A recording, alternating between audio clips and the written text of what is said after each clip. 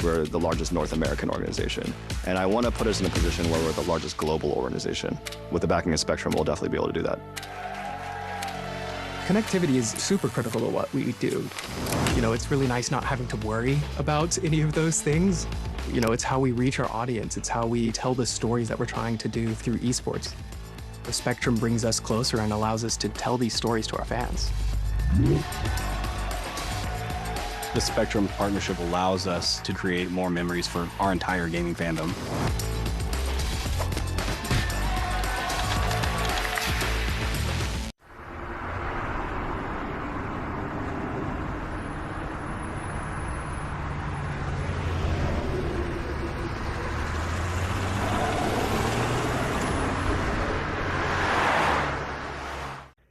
It's 7 o'clock. Visit Lake Geneva. It's always been the place.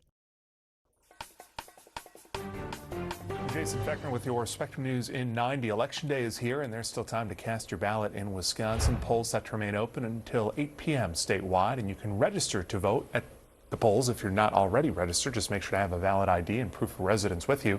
The governor's race is the biggest one on the ballot. A crowded field on the Democratic side. Francesca Hong, David Crowley, Joel Brennan, and Kelda Roy's in the running there. You'll still see Mandela Barnes, Sarah Rodriguez, and Missy Hughes on the ballot as well, though they've dropped out at this point. On the Republican side, frontrunner Tom Tiffany facing challenger Andy Mansky. The other race to watch in the western part of the state. Congressman Derek Van Orden, of course, up for re-election there in today's primary between Democrats Rebecca Cook and Emily Berge will determine whom he will face in November. This is Cook's third time running for that seat. She narrowly lost to Van Orden in 2024 by roughly 11,000 votes. Berge, the former president of the Eau Claire City Council. Experts say Van Orden's seat is the most vulnerable congressionally here in Wisconsin.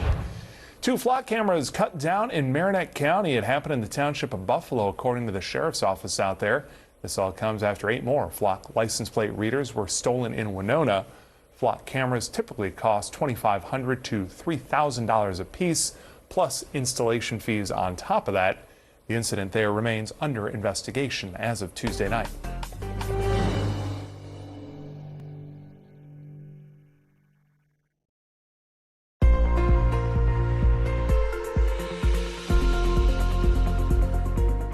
We are tracking the potential for a few stray showers, possibly a weaker thunderstorm or two through this Tuesday evening. Otherwise, expect a mostly quiet night across most of Wisconsin under a partly to mostly cloudy sky.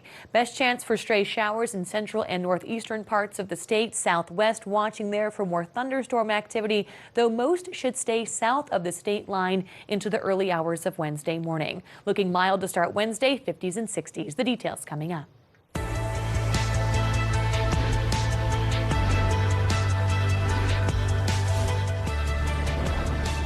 And thank you so much for joining us here on Spectrum News 1 on this primary election day in Wisconsin. I'm Jason Feckner. And I'm Courtney Garish. Wisconsinites started voting at 7 a.m. The winner of each primary race moves on to the November midterm election. If you have not yet cast your ballot, there is still time. Polls open until 8 p.m. If you are in line by 8, you will be allowed to vote.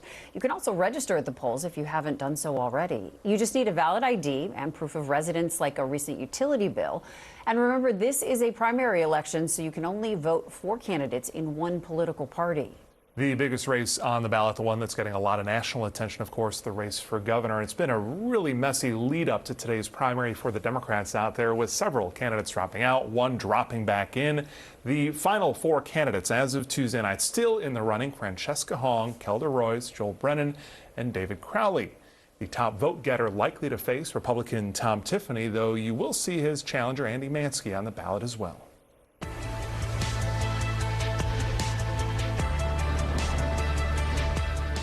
Let's check in on voter turnout in the Badger State. A lot of different stories depending on where we have checked in throughout the afternoon. Spectrum News 1's Nathan Phelps has been at the polls in Green Bay all day long and fills us in there. Traffic has been steady throughout the day here at the Green Bay Utility polling site just outside of downtown Green Bay. Workers inside say the number of people they've seen is good for a primary election. Around the city, turnout has been solid, but a little less than expected.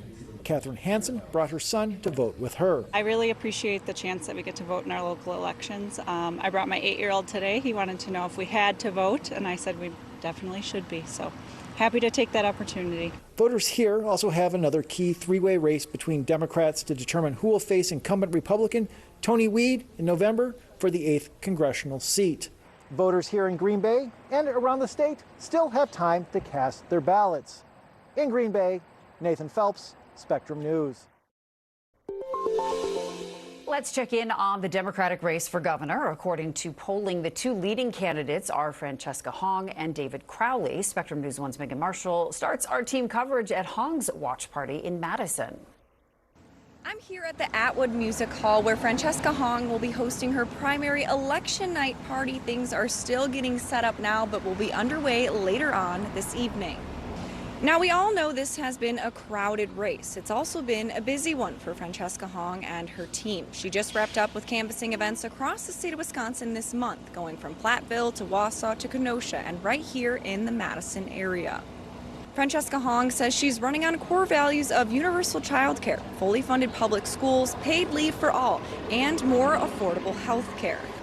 I spoke with her one-on-one ahead of the primary to hear her message to Wisconsin voters. We are in a pivotal moment, a movement moment, and I'm proud that our campaign is building a diverse coalition of Republicans, independents, Democrats, Democratic Socialists, who are coming together as the majority, the working class people of Wisconsin, to demand better and more of a government, and that we can have a Wisconsin that actually belongs to everyone. Now, Francesca Hong started her day at 7 a.m. casting her vote in this primary election. Then she headed to 4 canvassing events across the Madison area before she plans to head here later on this evening. Reporting in Madison, Megan Marshall, Spectrum News. Now to Milwaukee, where Spectrum News 1's Allison Bruner standing by with an update from David Crowley's campaign. Doors are now open here at the David Crowley watch party. The Crowley campaign tells me that David is feeling hopeful and good going into the evening. He also just wrapped up door knocking in Wauwatosa. Crowley, the Milwaukee County executive, is trying to take that next step from local government to statewide office. One of the biggest things we will be watching as those results come in is how Crowley performs not only in Milwaukee County, where he has a strong political base, but across the rest of the state. Crowley is endorsed by two-term Governor Tony Evers. I asked Crowley what his #1 priority would be if elected governor. He told me tackling Wisconsin's affordability crisis. I also asked him what it was like to re-enter the race. And I would be honest with you, and I said no in the very beginning. But once the lieutenant governor dropped out, me and my wife had a really good conversation. We decided to re-enter this race. And so when I look at this isn't about me, right? This isn't about the candidates that are currently in this race. This is about the people of Wisconsin. And so our ultimate goal is to make sure that we defeat Tom Tiffany this upcoming November. Other top priorities include child care and health care. We'll bring you live results throughout the evening. In Milwaukee, Allison Bruner, Spectrum News. Another big race to watch out there, the Democratic primary in Wisconsin's 3rd congressional district in western Wisconsin there, as Rebecca Cook and Emily Berge are challenging each other to potentially take on Republican incumbent Derek Van Orden this November. There are even more crowded primaries for some seats in both the state assembly and Senate. We'll be watching this Democratic primary in Madison. 5 candidates there throwing their hat into the ring to fill Francesca Hong's seat in the assembly. And across the aisle, 4 hopefuls running in the Republican primary for Senate District 1 to replace Andre Jacques, who's retiring. Again, if you haven't cast that ballot yet, you still got time, and you can learn about all the races out there with your personalized guide through the Spectrum News app. It compiles everything you need to know before heading to the polls, where to vote, who's on the ballot, where the candidates stand on issues. It's all there for you. Simply scan the QR code there on your screen.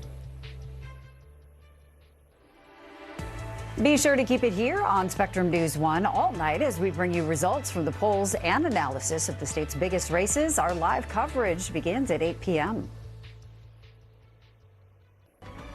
Next up, filling Governor Evers' shoes. Who could be the next successor to serve the Badger State in that top role? We're going to head to the watch parties of Democratic candidates Kelda Royce and Joel Brennan to see the mood of the room this primary election night, and have much more from the Republican challengers as well. Next. After a rainy start to our Tuesday for many across Wisconsin, there remains some potential for a stray shower, possibly a weaker thunderstorm through the evening late into Wednesday. Otherwise, expect a mostly cloudy night with mostly quiet weather. All the details coming up.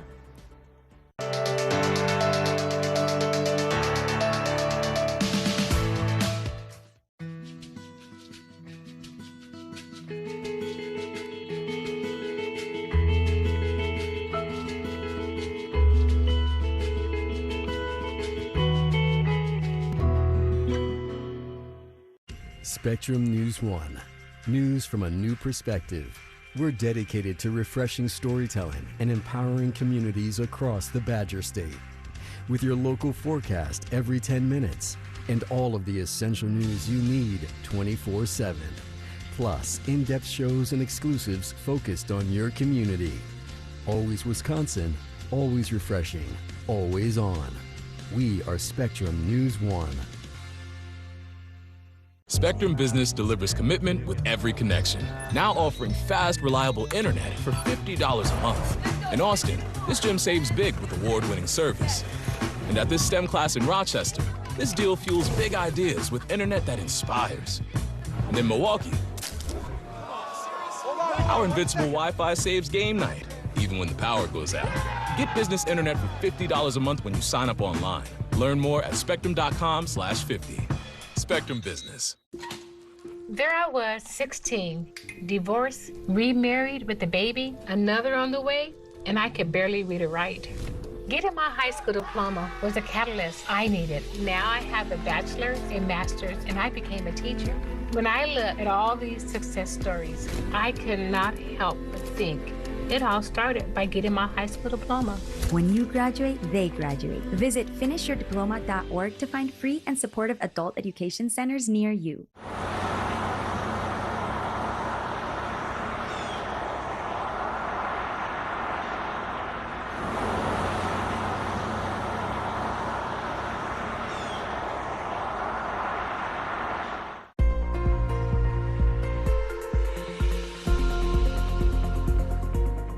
Welcome back, and thank you for staying with us on Spectrum News One. I'm meteorologist Nikki Petras with your Weather on the Ones forecast. After a rainy start to our Tuesday across southeastern Wisconsin, good news now through the evening as things are looking mostly quiet late into the early hours of Wednesday morning. There is some potential for a few stray showers, possibly a weaker thunderstorm, but for the most part, we are set for a quiet and mostly cloudy night with some clearing expected late into the early hours of Wednesday morning. You can see the specks of green on the forecast model trying to bring in that stray shower chance. And I think most of us will stay dry throughout the night into early Wednesday morning as we're talking lows mild in the mid and even upper 60s. Starting off your morning Wednesday at 67 degrees in Milwaukee and Waukesha. 65 is your Wednesday low, Beaver Dam, Watertown, West Bend. We're not too far from 70 both in Racine and Kenosha, starting off the day in the upper 60s. Another chance for storms comes our way Wednesday, but we're not talking too much concern for severe weather with any storms that manage to fire. In fact, southeastern Wisconsin left out of what's looking at otherwise a rather widespread 1 out of 5 risk for severe weather across central, north, and western Wisconsin, though there is a portion of both Sheboygan, far northern Dodge County under that 1 out of 5 risk. We'll watch closely as the day moves forward. Not a sure thing. We were tracking the potential for severe weather earlier this Tuesday. A lot of the worst stayed to our south. We'll keep an eye on things as Wednesday moves on, still looking at most of the heavy rainfall and storms tracking to our south throughout the day, but there could still be a shower or storm that fires throughout the afternoon that could bring some larger hail, maybe some damaging wind and heavy rainfall. Spotty chance for rain, partly to mostly cloudy, sunshine popping through later in the day, with things still on the warmer side. Highs upper 70s to mid 80s will trend cooler as the week moves on. 70s for both Thursday and Friday. We'll talk about it coming up.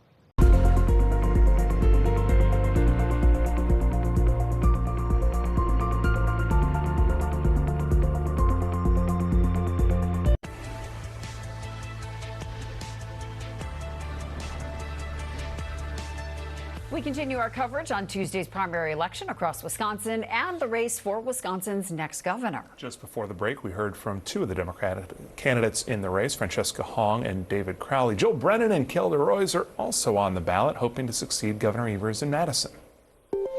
Spectrum News One continues our primary election night coverage now with Democratic Party candidate for Governor Joel Brennan. Spectrum News One's Philip Boudreau in Milwaukee. Phil.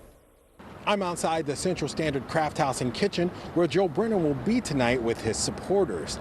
He says he is thankful for all the support they've received and are looking forward to a memorable night. The former top aide for Governor Evers began his campaign for governor in December. When launching his campaign, he said he wanted to fight President Trump's chaos and dysfunction while working together with both Democrats and Republicans for Wisconsin. I had a chance to sit down with Brennan one-on-one earlier this summer, and he told me his #1 priority, if elected, would be affordability for Wisconsinites. I also asked him what separated him from the other candidates. He highlighted his experience in leadership positions as the former Secretary of the Department of Administration, President of the Greater Milwaukee Committee, and the Executive Director of Discovery World. Being in those positions and having demonstrated that I can have success and demonstrated that I'm about getting stuff done instead of getting even with people, I think that's what Wisconsin needs. That's what voters are telling me that they need right now. Brennan also said this is the chance to go on the offensive and have the first Democratic trifecta in more than a decade. And I'll be continuing to follow this campaign's reactions as the primary results roll in. In Milwaukee, Philip Boudreau, Spectrum News. Now let's take you to Madison, where Spectrum News 1's Natalie Sapila is following Kelda Roy's campaign to try to win that Democratic nomination. I'm here at Cambridge Winery's Madison tasting room where Kelda Royce will meet supporters once the results are called. And she says she's been speaking with voters all day, encouraging people to cast their ballots. Now, Senator Royce is the only Democratic competitor who has run for governor before. And she's hoping her experience in the Senate, including on the Finance Committee, will give her an edge over the others in this race. She's earned endorsements from the Wisconsin Education Association Council, as well as former Wisconsin Lieutenant Governor Barbara Lawton. Now, despite all of the upheaval in this race, she says she'll be the Democrat who earns the governor's seat. I do feel really confident that we are going to come through this very strong and united, and that we're going to be able to defeat Tom Tiffany. Royce says her #1 priority as governor is addressing the affordability crisis, and that includes big ticket items like housing, health care, and child care. Reporting in Madison, Natalie Sapila, Spectrum News. We are also following some sheriff races on the ballot. In Chippewa County, incumbent Sheriff Travis Hakes is facing challenger Mark Hollister. With no Democrats in that race, the winner tonight gets the job. Dane County Sheriff Calvin Barrett seeking re-election. He will face Jack Ordman in the Democratic primary with no Republicans running. Again, the winner tonight takes that seat. In Kenosha County, incumbent Sheriff Dave Zerner running for a second term there, facing fellow Republicans James Beller and Tony Gonzalez. The winner will likely face Democratic write-in candidate Gary Roberts in November. And current Racine County Sheriff Christopher Schmaling not running for re-election, so Republicans Carrie Madrigal and Henry Perez are facing off in the primary. The winner is set to go up against Democrat Donald Vandervest. And in Waukesha County, John Scheidmeyer and Nick Ollinger running to be the next sheriff there. With no Democrats in that race, one of those two Republicans will be elected tonight. Be sure to keep it here on Spectrum News 1 all night as we bring you results from the polls and analysis of the state's biggest races. Our live coverage begins at 8 p.m. For the first time in close to 60 years, 2 new Catholic schools are opening in Milwaukee. Tuesday, Seton Catholic Schools city leaders and members of the Milwaukee Archdiocese celebrated the unveiling of those 2 brand new schools, St. Raphael, the Archangel, and Prince of Peace. Those are both on Milwaukee's south side. Each school, measuring 40,000 square feet, can accommodate 500 students from kindergarten through 8th grade. Classrooms are equipped with state-of-the-art technology, bright open learning spaces, and brand new desks and chairs. Seton Catholic Schools envisions these buildings as more than just traditional schools, but centers for community engagement, events, and also spiritual growth. This site was where Holy Ghost Church stood for over 100 years. Beautiful Gothic building. Unfortunately, it couldn't survive time and the other challenges, and we are really delighted that this space will continue to be an anchor for this neighborhood, as will Prince of Peace, for the parishes and families for decades to come. Phase 2 of that project set to start soon and will bring some new recreational spaces to the schools, including a soccer field, track, and basketball courts. Still to come, token opposition. Some voters have their own strategy when it comes to Wisconsin's primary race. We take a look at polling in Madison and voter turnout coming up. And speaking of Madison, pretty decent day out there. Decent cloud cover overhead. A lot of folks, though, able to get out and vote. We've got an update on where the trends are on the weather front into your Wednesday, coming up with your Weather on the Ones. This check of the Wisconsin lottery numbers is brought to you by Gruber Law Offices. One call, that's all.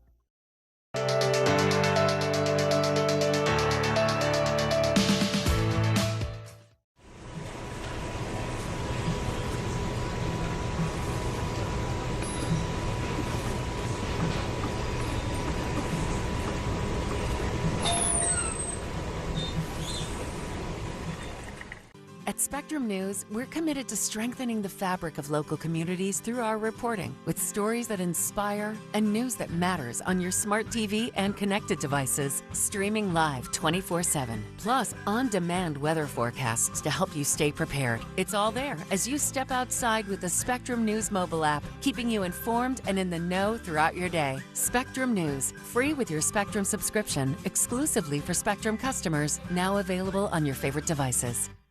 What's Spectrum One? It's internet, Wi-Fi, and mobile working together as one. That means it's faster Wi-Fi on your phone. It's boosted speeds for streaming whatever, whenever. Let's go! And it's secure internet. It's keeping kids like us safe online. And it's getting free mobile for a year. It's spending our money on better things. Spectrum One. It's internet, Wi-Fi, and mobile working together as one. Learn more at spectrummobile.com. Being a cowboy, well, I don't know anything different. I had a very successful career. Life was fast. I was preparing physically. I wasn't doing anything mentally. And then I got hurt. I dug into mental health. I wanted to be better as a person. I start my day with a workout. I live life 8 seconds at a time. Find a place to stop and just breathe. Love your mind.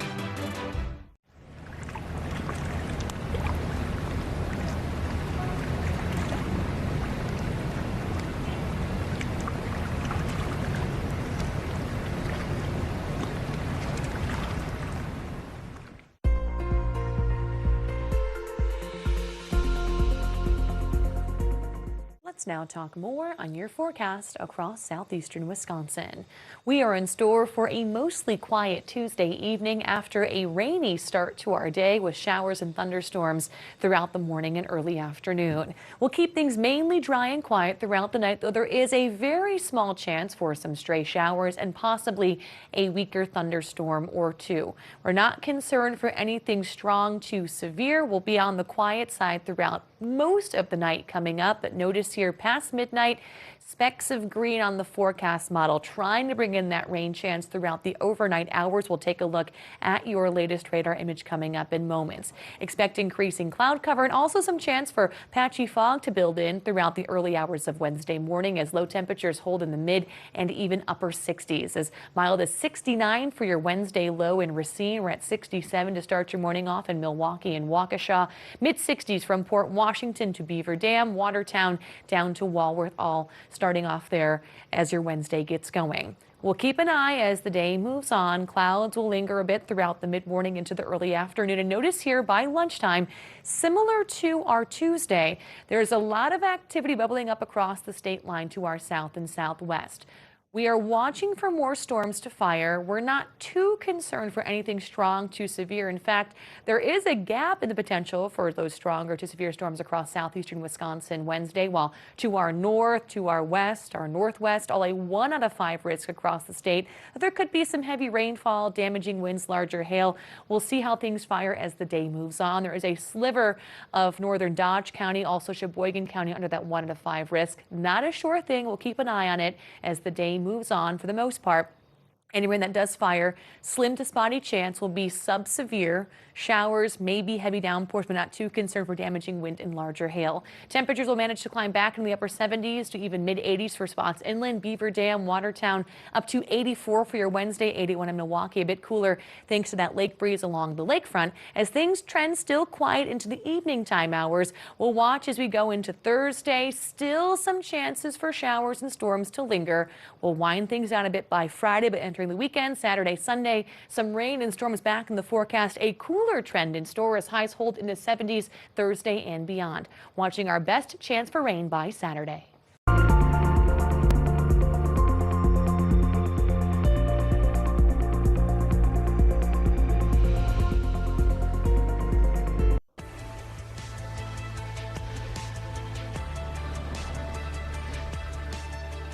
In Madison, a steady flow of voters across several locations in this primary. Andrea Hopkins, Chief Inspector for Ward 52 there at the Madison Public Library downtown, said that a steady stream of voters had come out throughout the day despite some earlier weather to cast their ballot.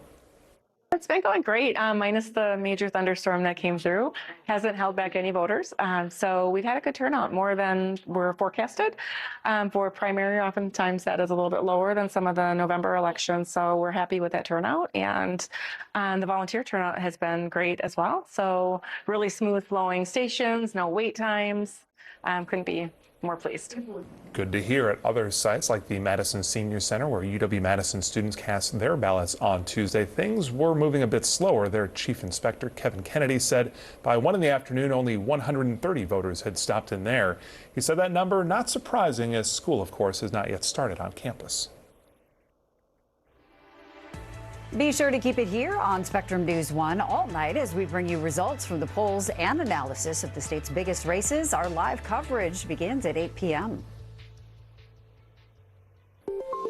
Breaking overnight, a possible Iranian threat against President Donald Trump led to a secretive move last month to fly him out of Turkey on a smaller aircraft. The security plan, first reported by the Washington Post and confirmed by the New York Times since. The president apparently boarded the older Air Force One only to get off the plane and into a catering truck behind it. He was then taken to an Air Force C-32A aircraft. That plane, along with the older Air Force One and the newer Qatari gifted plane, all flew to the UK. President Trump then boarded the Qatari plane and flew back to the U.S. He flew to Turkey for the NATO summit on the Qatari gifted plane to be used as the new Air Force One, while their officials said that the president would leave on the older Air Force One. The U.S. emergency oil reserve now below 300 million barrels for the first time since the early 1980s. New Energy Department data shows the Strategic Petroleum Reserve held about 299 million barrels as of Friday. The Trump administration announced in March it would release 172 million barrels over 120 days. That as the U.S. war in Iran has squeezed global oil supplies. Iran has limited oil shipping through the Strait of Hormuz, which continues to drive up prices at the pump. One petroleum analyst says reserve levels will likely keep falling for a few more weeks as the authorized release continues. Still ahead here, the candidates make their closing pitches. We're going to head to Republican Congressman Tom Tiffany's watch party on this election day, plus in-depth coverage on how this election could shape the gubernatorial race going forward. As we take a look downtown Milwaukee, some sunshine to wrap up your Tuesday. When those humidity levels drop, and storms still in the forecast coming up in your Weather on the Ones.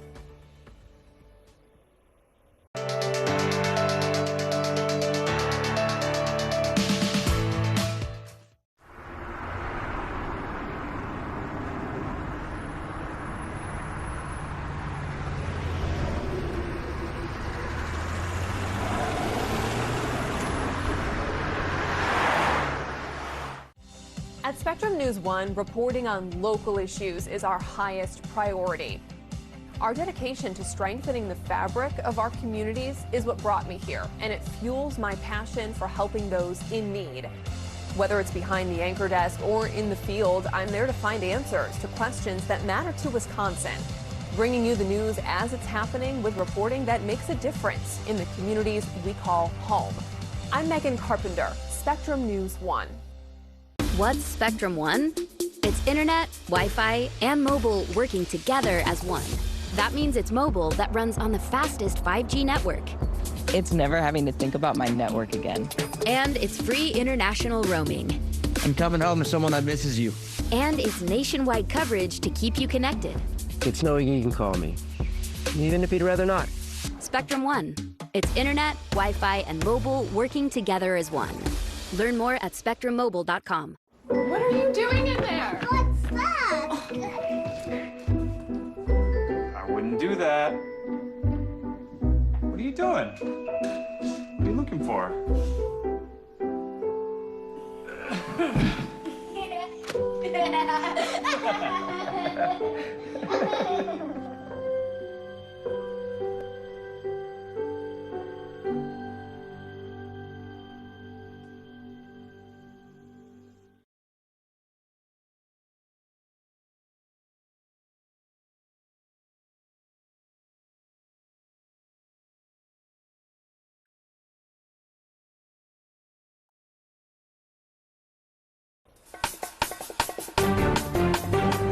I'm Courtney Garish with your Spectrum News in 90. There is still time to vote in Wisconsin's primary election. Polls close at 8 p.m. across the state. And tonight we'll learn who will face off in November for the state's top job. The race for governor is the most watched in the state right now and also across the country. On the Republican side of the ballot, frontrunner Tom Tiffany faces Andrew Mansky. The Democratic primary is a lot more crowded. 4 candidates still in that race: David Crowley, Francesca Hong, Joel Brennan, and Kelda Roys. Mandela Barnes, Sarah Rodriguez, and Missy Hughes are all still on the ballot, but have all dropped out of that race. A heads up for Milwaukee County drivers. A long-term lane closure starts Monday. That's for I-94 East between 70th Street and General Mitchell Boulevard. Crews will repave the concrete on the eastbound lanes. That's near Holly Road. The closure runs through late this year. General Mitchell Boulevard's entrance and exit ramps are open until later this fall. Plexus Corporation donating $1 million in the wake of the Fox Valley tornado. That money will go to nonprofit partners supporting essential basic needs like food, shelter, and mental health well-being. Over the course of 2 years, Plexus Community Foundation will continue to assess areas with the greatest ongoing need as recovery efforts continue to evolve. Plexus was founded in Neenah in 1979.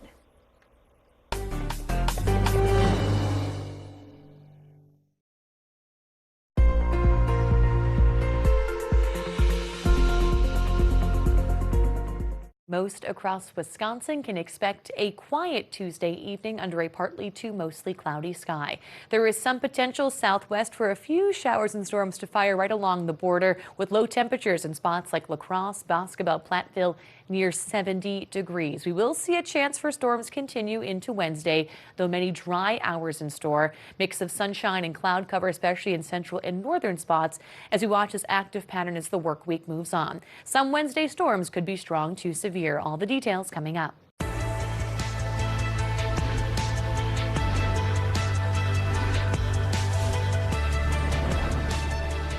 We continue our coverage of the fall primary election here on Spectrum News 1. And if you have not yet voted, there is still time. Polls open until 8 p.m. If you're in line by 8, you will be allowed to vote. You can also register at the polls if you haven't done so yet. Just need a valid ID and proof of residence, like a recent utility bill. Remember, this is a primary election, so you can only vote for candidates in one political party. The race on the ballot in Wisconsin that's been getting a lot of national attention, of course, the race for governor, a messy lead up to today's primary for the Democratic Party. Candidates have dropped out, one dropped back in. The final 4 candidates as of Tuesday night in the running: Francesca Hong, Kelda Roys, Joel Brennan, and David Crowley. The top vote getter there likely to face Republican candidate Tom Tiffany, though you will see his challenger Andy Mansky's name on the ballot as well.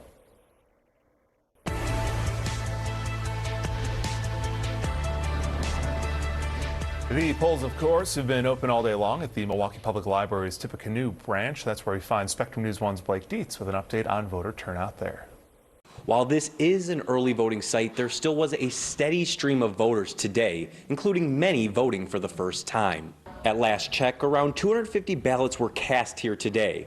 Voters I spoke to say they've become more involved in politics and voting in the last few years. Voting in primaries for them has become just as important as general elections. Especially here in Wisconsin, we've seen what a governor can do There's a lot of power that comes with being the governor of Wisconsin. So I'm really hoping that, Wisconsin decides to choose a candidate who is going to ensure that Wisconsin gets better.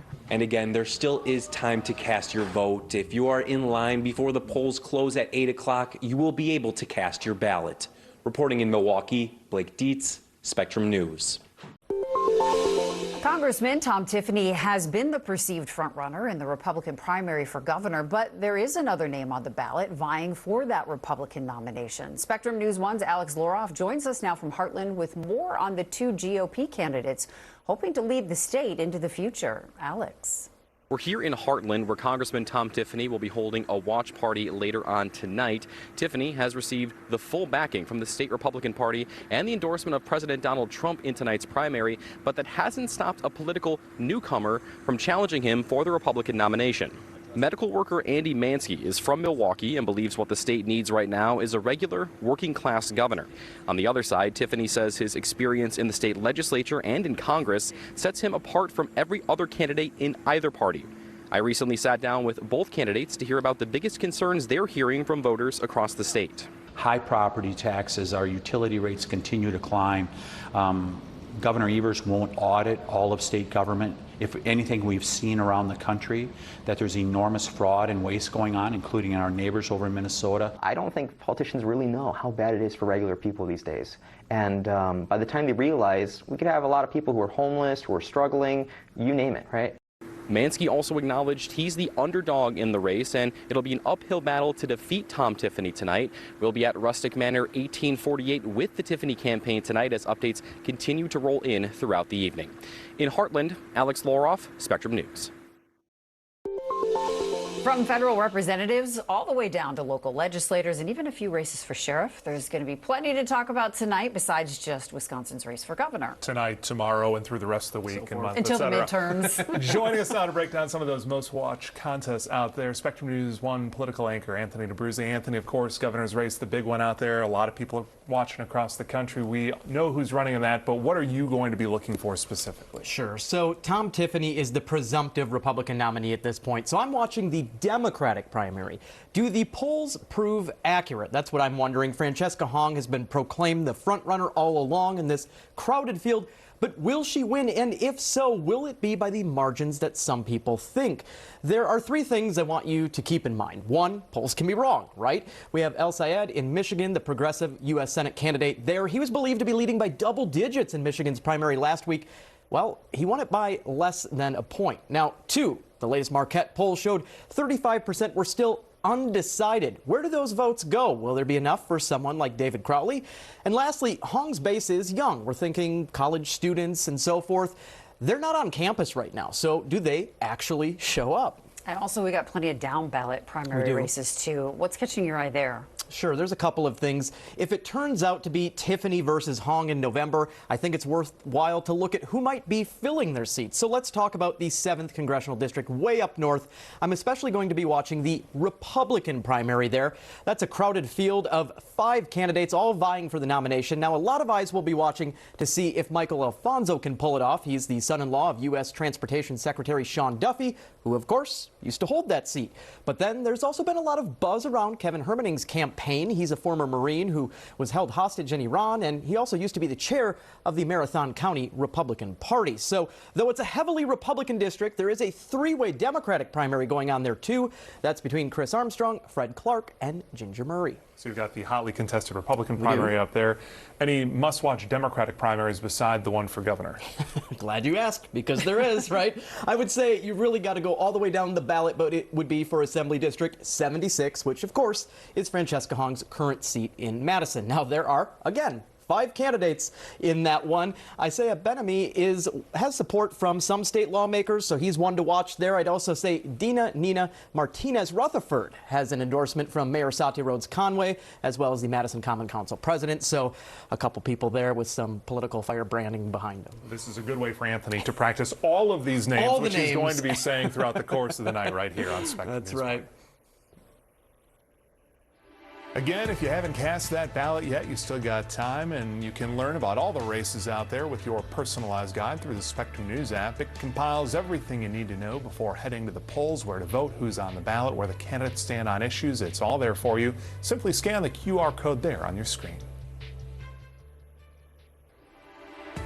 Be sure to keep it here on Spectrum News 1 all night as we bring you results from the polls and analysis of the state's biggest races. Our live coverage begins at 8 p.m.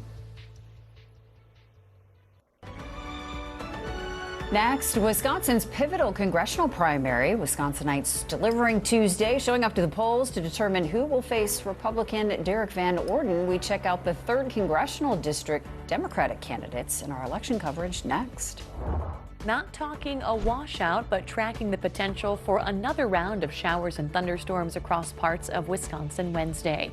Many dry hours in store, a mix of sunshine and cloud cover when the rain's not coming down. We're mainly watching areas south for storms early in the day. All the details coming up.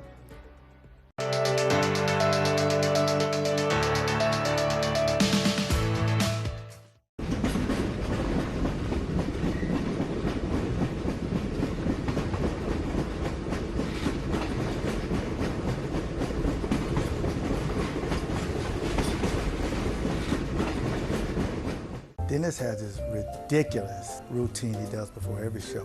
Before I go in the studio, I have to be mentally and physically and even spiritually ready for anything that Gary and Leroy might throw at me. You look at those 10.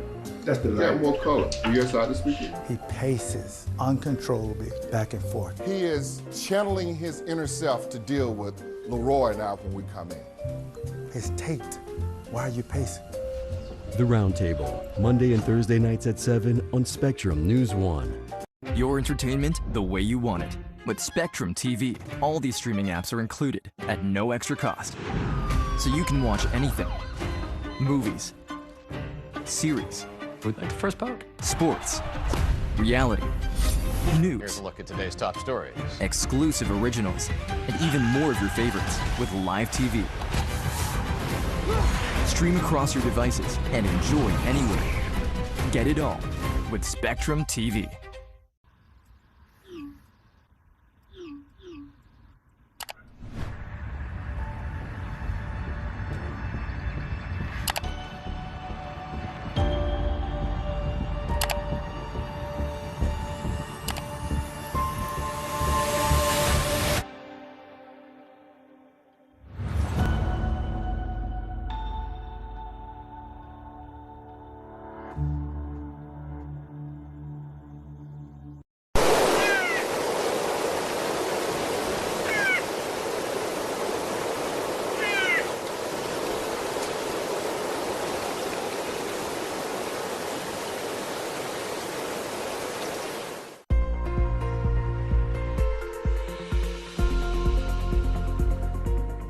Welcome back, and thank you for staying with us on Spectrum News 1.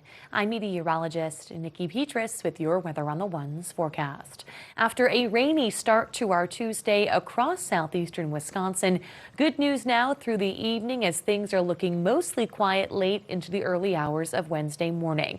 There is some potential for a few stray showers, possibly a weaker thunderstorm, but for the most part, we are set for a quiet and mostly cloudy night with some clearing expected late into the early hours of Wednesday morning. You can see the specks of green on the forecast model trying to bring in that stray shower chance.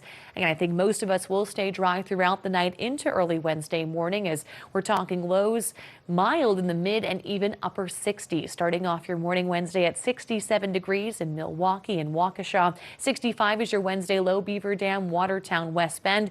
We're not too far from 70 both in Racine and Kenosha, starting off the day in the upper 60s. Another chance for storms comes our way Wednesday, but we're not talking too much concern for severe weather with any storms that manage to fire. In fact, southeastern Wisconsin left out of what's looking at otherwise a rather widespread 1 out of 5 risk for severe weather across central, north, and western Wisconsin, though there is a portion of both Sheboygan, far northern Dodge County under that 1 out of 5 risk. We'll watch closely as the day moves forward.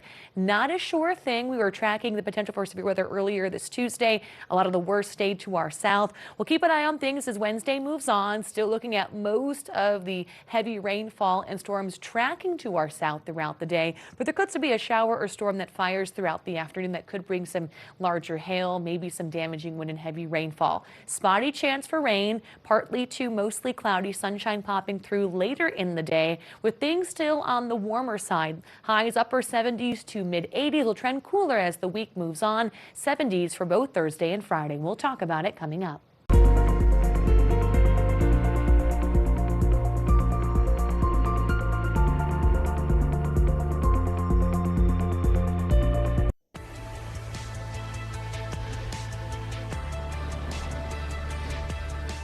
Wisconsin's 3rd congressional seat is important when it comes to the balance of power in the U.S. House of Representatives. It's expected to be a hotly contested race once again in 2026. All eyes on this one all across the country. In the primary, Democrats Rebecca Cook and Emily Berge are squaring off. The winner set to take on incumbent Republican Congressman Derek Van Orden in November. Van Orden narrowly defeated Cook by less than 3 percentage points in the 2024 general election. And let's continue our coverage on this race now by checking in with both Democratic candidates. Spectrum News 1's Rhonda Fox spoke with both Rebecca Cook and Emily Berge. I'm here at a VFW polling place in Eau Claire, and the focus here in western Wisconsin, the 3rd congressional district race. Now, the Democratic field started off with 5 candidates, and it's down to 2, Rebecca Cook and Emily Berge. Now, for Emily Berge, it's a first run at this seat, but for Rebecca Cook, it's a 3rd try towards the general elections. Emily Berge has 8 years of local elected experience, including 3 years as president of the Eau Claire City Council. She's looking to tackle issues like inflation, affordable housing, and data centers if elected.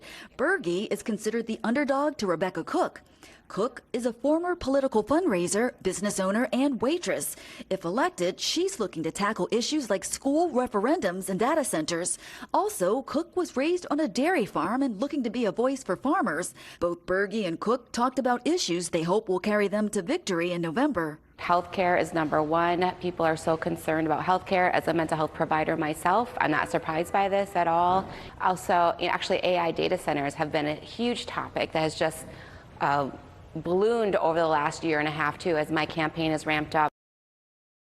This war in Iran has jacked up diesel prices, fertilizer prices, and then the failure to expand the ACA tax credit premiums, which a lot of farmers and small businesses rely on. People are, like farmers in particular, are getting really squeezed at every turn. The winner of today's primary will face incumbent Republican Derek Van Orden in November. Reporting in Eau Claire, Rhonda Fox, Spectrum News. Whomever wins the Democratic primary will take on Republican Congressman Derek Van Orden. Our Washington reporter Charlotte Scott has the latest on the campaign to retain his seat. Derek Van Orden should know this evening who he'll be going up against in November. Democratic voters in western and central Wisconsin will pick their candidate to take him on. Van Orden is running for a 3rd term in Congress. He was first elected in 2022 and narrowly beat Rebecca Cook to keep his seat in 2024. But he was confident about the race at the Wisconsin Republican Party's convention in May. I'm going to win. I'll get outspent, but I'm going to win. You know why? Because I've been working my tail off in D.C. on very good public policy that is helping our farmers. There's 40-ish bills or so passed last year. 2 of them are mine. Both have to do with veterans, and it's fantastic. Now, this could be a tough race for Van Orden. Less people vote in midterm elections, and he only beat Cook by about 11,000 votes 2 years ago. The governor's race at the top of the ticket could drive people to the polls in November, too. In Washington, Charlotte Scott, Spectrum News. Be sure to keep it here on Spectrum News 1 all night as we bring you results from the polls and analysis of the state's biggest races. Our live coverage begins at 8 p.m. Coming up, a crowded primary as voters weigh their options. Our election coverage continues a look at the highly contentious debate between candidates for governor. And a picture-perfect end of the workday on Tuesday, and a picture-perfect part of our state up there in Superior and Duluth, Minnesota, of course. What you can expect into your Wednesday morning, and the next chance for storms in Wisconsin next with your Weather on the Ones. This check of the Wisconsin lottery numbers is brought to you by Gruber Law Offices. One call, that's all.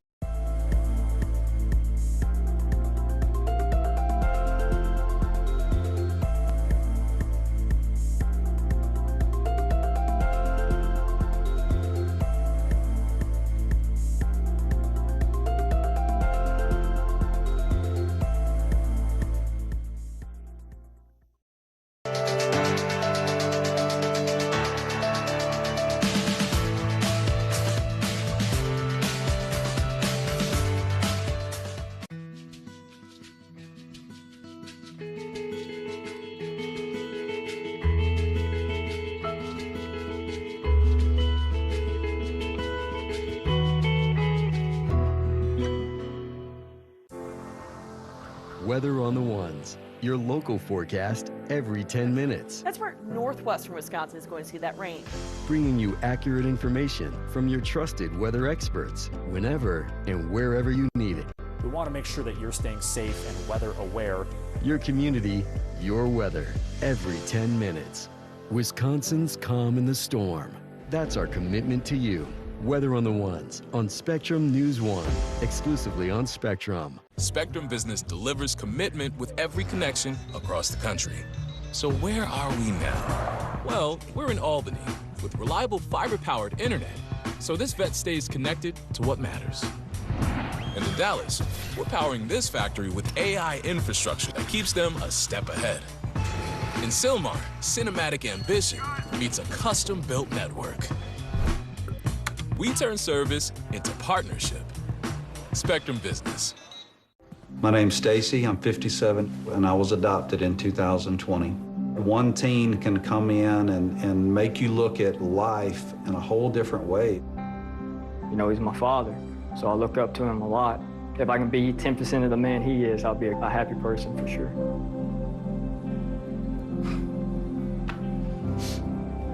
Learn about adopting a teen from foster care. You can't imagine the reward. Visit adoptuskids.org.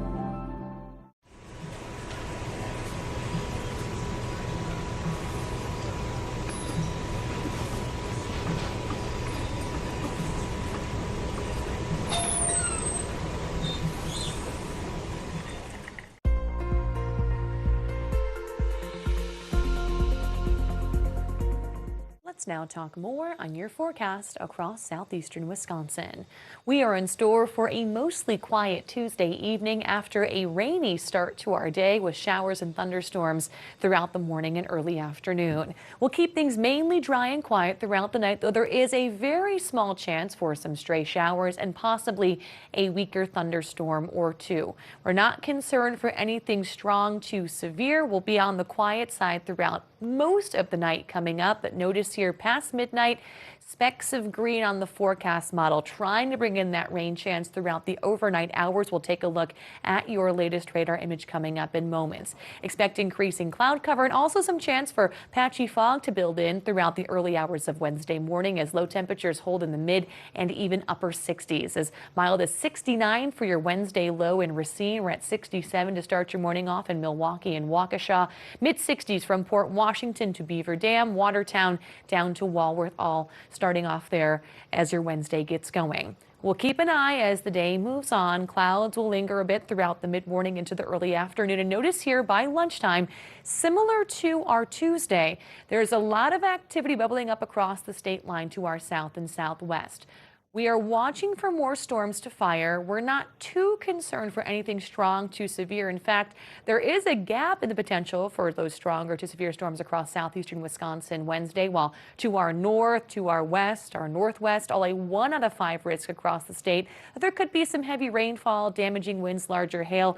We'll see how things fire as the day moves on. There is a sliver of northern Dodge County, also Sheboygan County under that 1 out of 5 risk. Not a sure thing. We'll keep an eye on it as the day moves on. For the most part, any rain that does fire, slim to spotty chance, will be sub-severe. Showers, maybe heavy downpours, but not too concerned for damaging wind and larger hail. Temperatures will manage to climb back in the upper 70s to even mid-80s for spots inland, Beaver Dam, Watertown, up to 84 for your Wednesday, 81 in Milwaukee. A bit cooler thanks to that lake breeze along the lakefront. As things trend still quiet into the evening time hours, we'll watch as we go into Thursday. Still some chances for showers and storms to linger.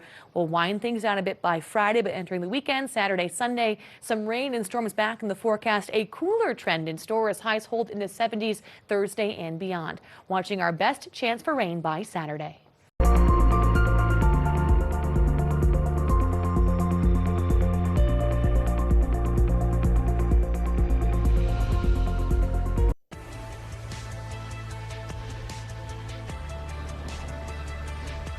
Wisconsinites continue to cast their ballots across the state for the August primary. A long line of voters all together at West Allis City Hall right when the polls opened at 7 in the morning on Tuesday. Throughout the day, voter turnout died down a bit, keeping a below than steady pace. The West Allis City attorney said he's expecting a relatively low turnout for the primary overall, One voter brought his 10-year-old daughter along there. He said it's important to be a good role model and show the importance of voting. So many kids are just, they see the world as something that they have no voice in, that they can't change. It's messed up and we have to deal with it. And so I want to make sure that my daughter knows that the only way that things get better is that we go out and we make it better, right? This is, voting doesn't solve everything, but it's definitely step one in this society we have. Again, polls close at 8 p.m. Tuesday, and as long as you are in line by 8 o'clock, you're good to vote. Be sure to keep it here on Spectrum News 1 all night as we bring you results from the polls and analysis of the state's biggest races. Our live coverage begins at 8 p.m.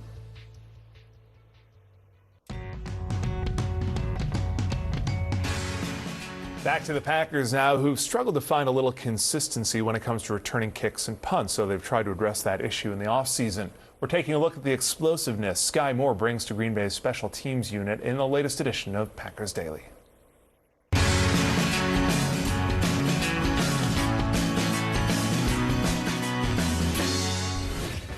Sky's been doing some great things. He's another fast guy, but I think, since he's got here, he's definitely made some good plays, and I think it was easy for him to kind of plug in and start making plays right away because he's a smart football player. I think Sky's going to help us as a returner and as a receiver. I think he's going to do both. He does a lot of the things that offensively that Matt asks of those guys, particularly out of the slot. And then obviously he's a proven punt and kick returner, so I expect him to be part of our squad moving forward. The way Matt does his thing over here is just, it's a lot of things that fit my play style, I would say, just like getting the ball out of Jordan's hands quickly and, getting the ball into the playmaker's hands. You watch him with the ball in his hands. I mean, it's undeniable. The guy's strong. He can run through tackles. He can make people miss. I do think there's more out there for him as a wide receiver.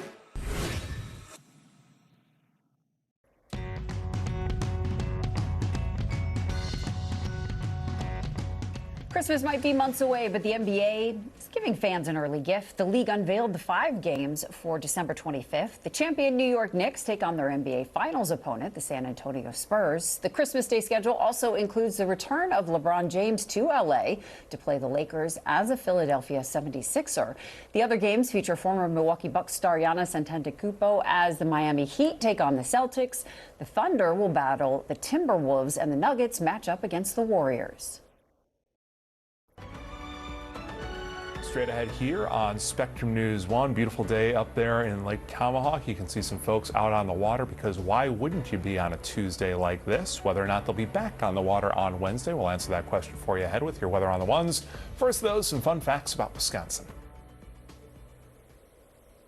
Fun facts brought to you by Gruber Law Offices. One call, that's all.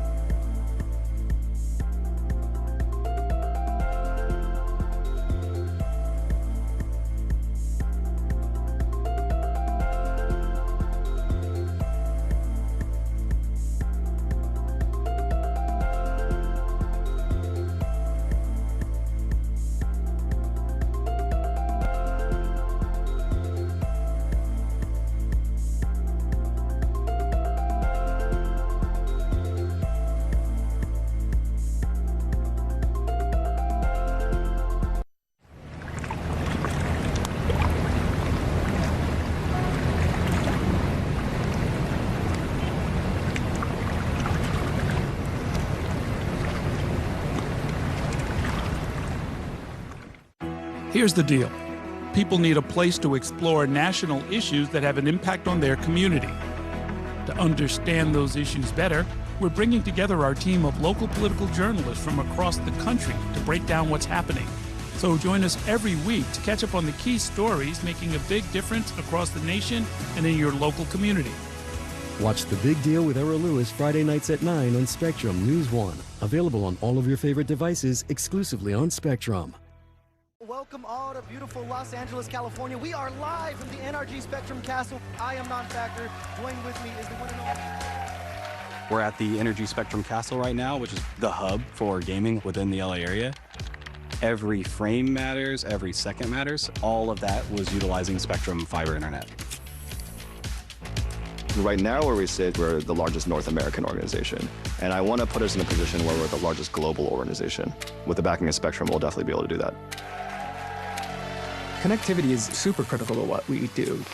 You know, it's really nice not having to worry about any of those things. You know, it's how we reach our audience. It's how we tell the stories that we're trying to do through esports. The Spectrum brings us closer and allows us to tell these stories to our fans. The Spectrum partnership allows us to create more memories for our entire gaming fandom.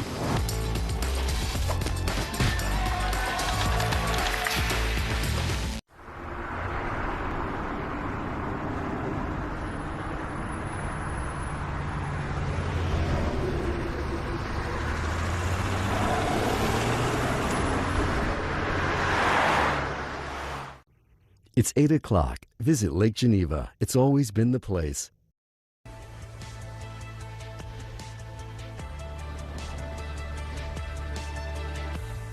Hello to all of you. Thanks so much for joining us live here on Spectrum News 1 for our special coverage of today's primary election in Wisconsin. I'm Courtney Yarish. And I'm Jason Fechner. It's now just after 8 p.m., meaning that polls have closed all across Wisconsin. And we'll find out together right here over the next couple of hours, if not longer. We know how this goes, who has won, and in the biggest races, of course, who is now moving on to November.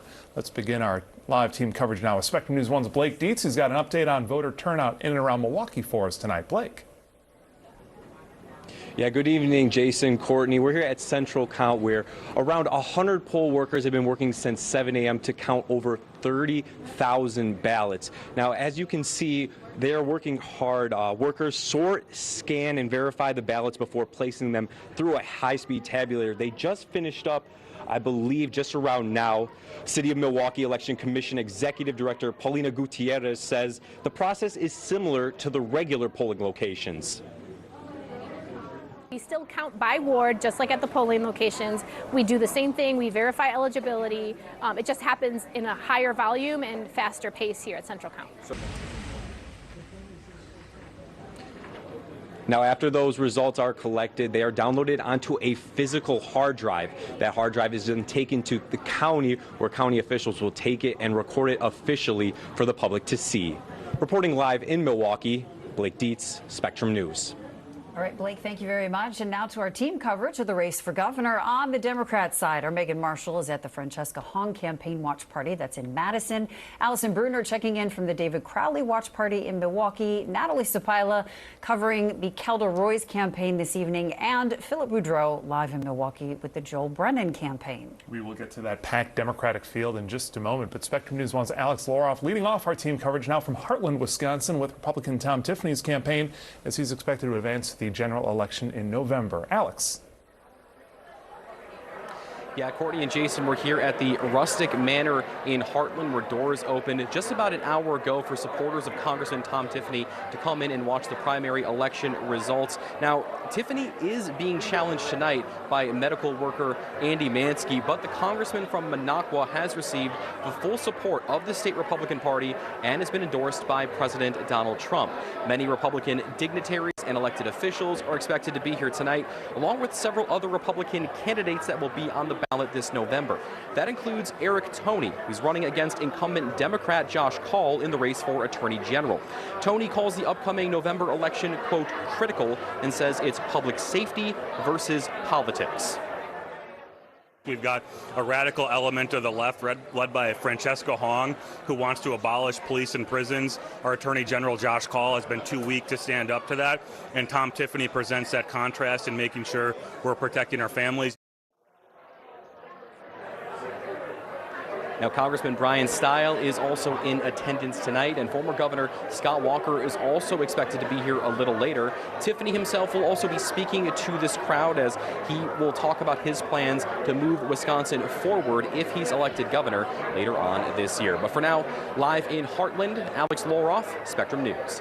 All right, thank you so much, Alex. And now to the Democrats, with 4 candidates vying for that party nomination. Democratic Socialist Francesca Hong has been the clear front runner in the most recent polls out there. If those polls are correct, that would make a Tiffany Hong matchup the most likely outcome coming out of tonight. Megan Marshall has been with the Hong campaign and the watch party there in Madison all night long. Megan, what's the energy like right now? Jason, Courtney, I'm here at Atwood Music Hall where things are just now getting underway. Plenty of people are filling in here to watch this election play out, this primary election. I did get a chance to speak with Hong's team. They explained to me sort of the run of show, what we can expect here tonight. This big screen you see behind me, that's what we're going to do, is we're going to sit and watch those results come in. Obviously, those polls are now closed. From there, they do tell us that Francesca Hong will address supporters as well as the media following those results once they come in later on this evening. Now, prior to tonight, I did get a chance to speak one-on-one with Francesca Hong to hear her message to Wisconsin voters. We are in a pivotal moment, a movement moment, and I'm proud that our campaign is building a diverse coalition of Republicans, independents, Democrats, Democratic Socialists, who are coming together as the majority, the working class people of Wisconsin, to demand better and more of a government, and that we can have a Wisconsin that actually belongs to everyone. Now, this is a packed house in terms of press being here. We know this race has brought in some national attention, so a lot of people waiting for those results to come in to see who will be on that ticket come November. So just like everyone else, we'll be here awaiting those results, but until then, we'll send it back to you guys. All right, a lot to watch moving forward. Spectrum News 1's Megan Marshall there for us. Megan, thank you so much. While Hong, of course, has been leading in the polls, Milwaukee County Executive David Crowley has gained some ground, according to the most recent polls out there, since re-entering the race. Spectrum News 1's Allison Bruner joins us live from the Crowley campaign watch party. That's in Milwaukee. So, Allison, how is the campaign feeling about their chances tonight? Well, good evening, Courtney and Jason. I can tell you that guests are just starting to arrive here at the Crowley watch party. No word yet on when we might see David Crowley. I can tell you, though, he is on the ground here. I can also tell you, supporters here tell me they believe that Crowley has the energy that is needed to carry them through and to get things done with the legislator. I want to show you some of the folks that are in the crowd here. Just days ahead of the primary election, David Crowley led the Democratic field when it came to fundraising, but he was down in the polls. That is something his campaign challenged just days ago, saying that the race was a dead heat. Crowley telling me that his top priority is tackling Wisconsin's affordability crisis. He's really made a push to win over moderate and undecided voters. He even did some last-minute door knocking just hours ago in Wauwatosa. Again, the Crowley camp telling me that he is optimistic tonight as those polls are just closing. We'll, of course, continue bringing you another live update here in just a few minutes. Back to you guys. Okay, Allison, thank you. State Senator Kelda Roys has also been pushing her progressive chops in this race, but has not made a major impact in any of the latest big polls so far. Spectrum News 1's Natalie Sapila in Madison with the Roys campaign. So, Natalie, what's the energy like where you are? Yeah, hi guys. I'm at the Cambridge Wineries tasting room here in Madison, where supporters have started to come in and gather in support of Kelda Roys in the last 30 minutes. I'm going to take a little step over to the side here so you can see it's a small space, but people really are starting to come in and it's starting to feel very packed. And as we've heard, the polls are now closed. So, people are anxiously awaiting the results of what has been a roller coaster of a Democratic primary. Senator Royce is not here yet, but she told me earlier today that she planned to canvass and call voters and encourage people to cast their ballots. And she says if she wins the nomination tonight, her first act will be to thank all of the other Democrats in this race. My first step is going to be to call all of my fellow Democrats who ran this primary, and I think I'll do that either way, just to say thank you for a great race, and we're united together to make sure that we can defeat Tom Tiffany. Now, Royce says her #1 priority, if elected as governor, is to address the affordability crisis by raising wages and lowering costs, and that includes her big-ticket items like housing and health care. And she also wants to restore collective bargaining rights and bolster public education. Guys, back to you. All right, Natalie Sapila there in Madison. Natalie, thanks. Former Wisconsin Secretary of the Department of Administration, too, Joel Brennan, polling similarly to Royce in this race. Philip Boudreau with the Brennan campaign at its watch party in Milwaukee. Hey, Phil. Hey, Courtney and Jason, supporters are here at the campaign party. Joel Brennan has yet to arrive. You know, I talked to someone from the campaign that said he could arrive at any point after 8 p.m., but their focus today was getting their supporters out to the polls, and they are proud of the campaign they ran. His #1 priority was affordability, and I had a chance to, talk to him about, other issues that he is focused on. And he pointed to expanding Badger Care, fixing the broken school funding formula, and bringing back the Knowles Nelson Stewardship Fund. He believes his experience in those leadership positions point to the fact that he would be ready to serve on day one. And in a previous interview that I did with Brennan, he talked about how the damage that he believes Trump has done to farmers and people who need health care present a real opportunity for Democrats. I think if we can demonstrate to people that we are hearing them and that we're going to be responsive and we can do stuff that will actually, help their lives, help improve their lives, like that's the opportunity, the generational opportunity that exists for Democrats right now. Of course, Brennan is still not here yet, but I will be getting his reaction as the campaign results, the primary election results, roll in tonight. Jason and Courtney. All right, Phil Boudreau reporting live from Milwaukee for us. Thank you, Phil. Again, the polls now closed. Results should start rolling in any minute here. We will bring them to you as our live team coverage rolls on all night long right here on Spectrum News 1.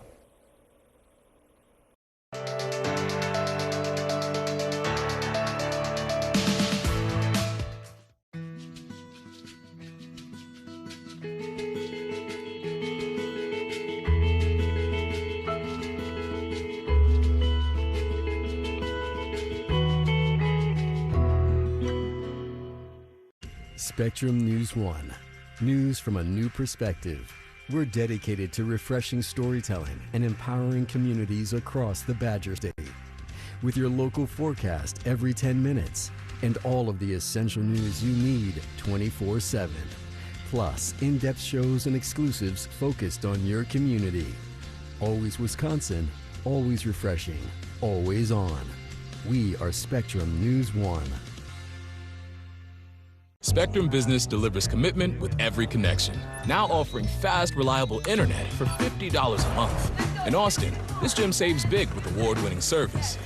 And at this STEM class in Rochester, this deal fuels big ideas with internet that inspires. And in Milwaukee,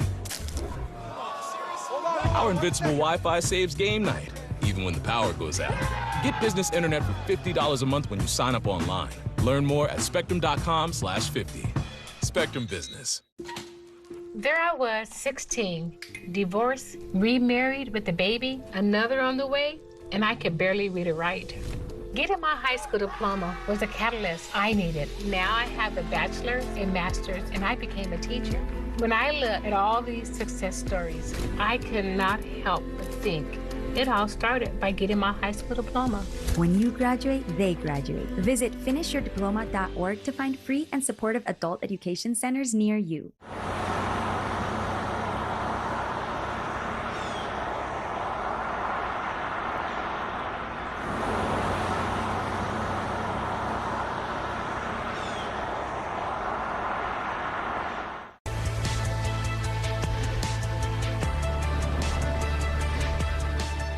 Back to Spectrum News at 1 and our primary election coverage on this Tuesday night. So again, there are 6 candidates in the race for governor. We have 4 Democrats, 2 Republicans. It is a crowded field, but especially on the Democrat side, but that has slimmed down in recent.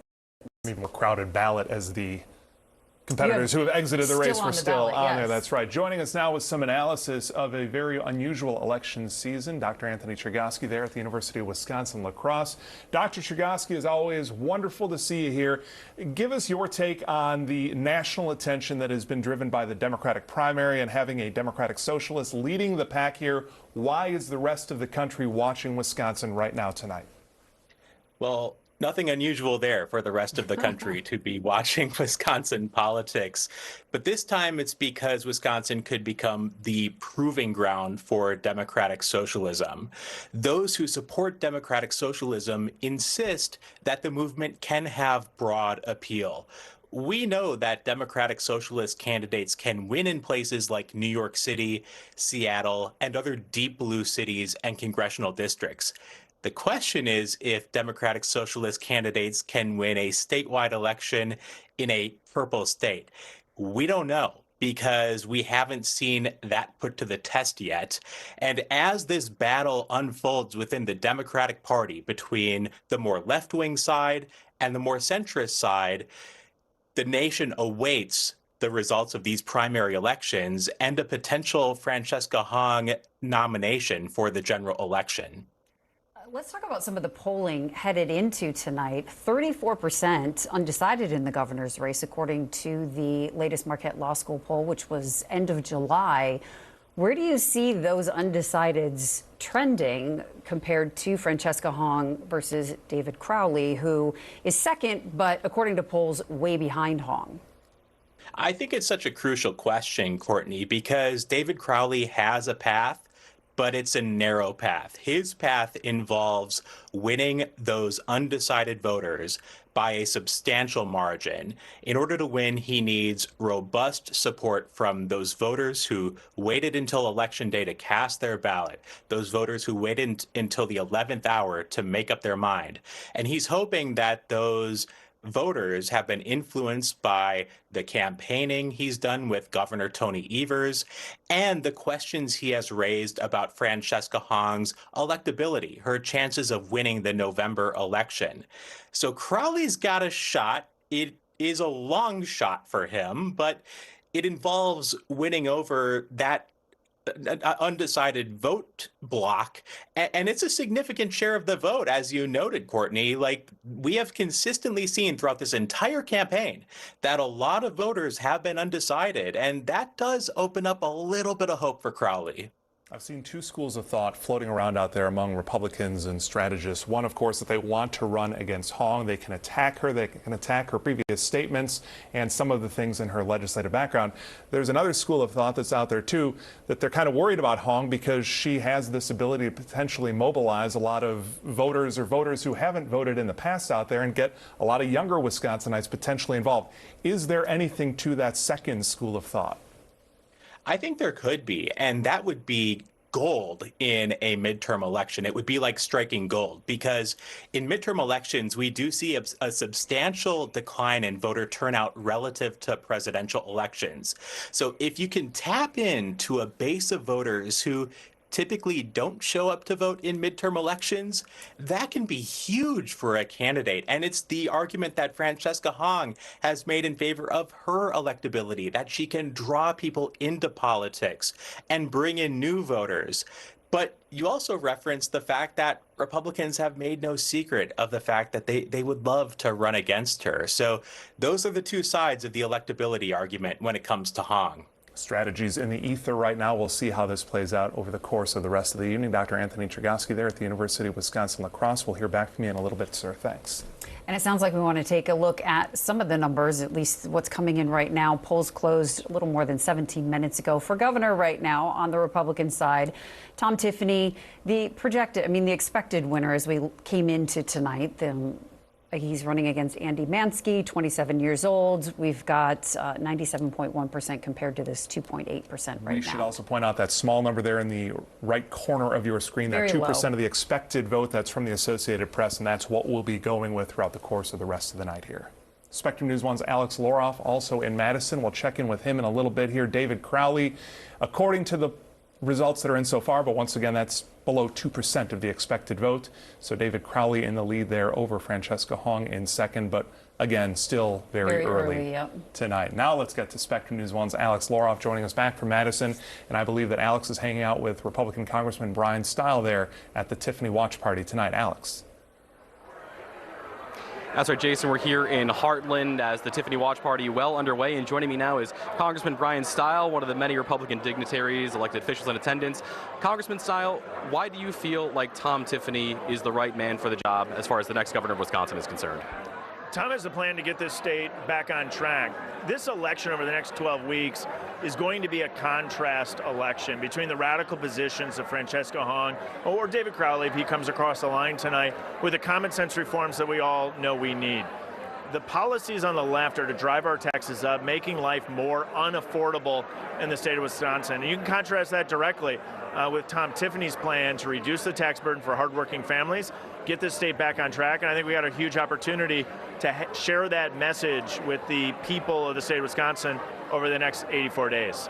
As you're campaigning in your district right now, or even just mingling here tonight, is that affordability issue the number one thing you're hearing from voters, or is there something else that's top of mind right now? Yeah, I think affordability is driving the message, and then what policies help us. When we look at the policies of the radical left, they purport to help the working man, but when you actually look at what's occurring, they're actually driving prices higher. Making sure that, for example, at the federal level, that we're unleashing American energy to bring those energy prices down is going to be essential. That we highlight the reforms that we made in tax policy. No tax on tips, no tax on overtime, no tax on Social Security, to make sure that people are keeping more money in their pockets. Rooting out the waste, fraud, and abuse so that we address the broader spending challenges that we have in Washington. This is going to be the case that we have to make to the voters for the next 12 weeks, but it unquestionably is front of mind. I think we have the answers to address those challenges. Mentioning the fraud and abuse part, that's been one of Congressman Tiffany's main talking points as well. Vice President J.D. Vance talked about that in Milwaukee this summer. How confident are you that there is fraud and abuse in state government here in Wisconsin? Oh, we've shown it time and again. Multiple people recently have either been charged or convicted of abuse just in Medicaid alone. We know that there is millions and millions of dollars of money being wasted in many of these programs. It's why actually making sure that we have checks on who's receiving these so that we're protecting the programs for those Americans that the programs were designed for. We want to make sure that those programs are there, in particular Medicaid, Medicare, Social Security. But what we don't want are individuals stealing those funds because those programs are so important. And so we've shown where that waste, fraud, and abuse is, and I think the voters want to see competence in rooting that out. They don't want to see business as usual where money is going out and being wasted. Nothing frustrates people in the state of Wisconsin more than their tax dollars being wasted by fraud. Well, Congressman Style, all the time we have, thank you so much for taking some time with us here tonight. Thank you very much. Courtney, Jason, back to you in the studio. Thanks to the Congressman and Spectrum News 1's Alex Laura for us there in Heartland. We're going to take a quick break, but we're back with more election coverage for you.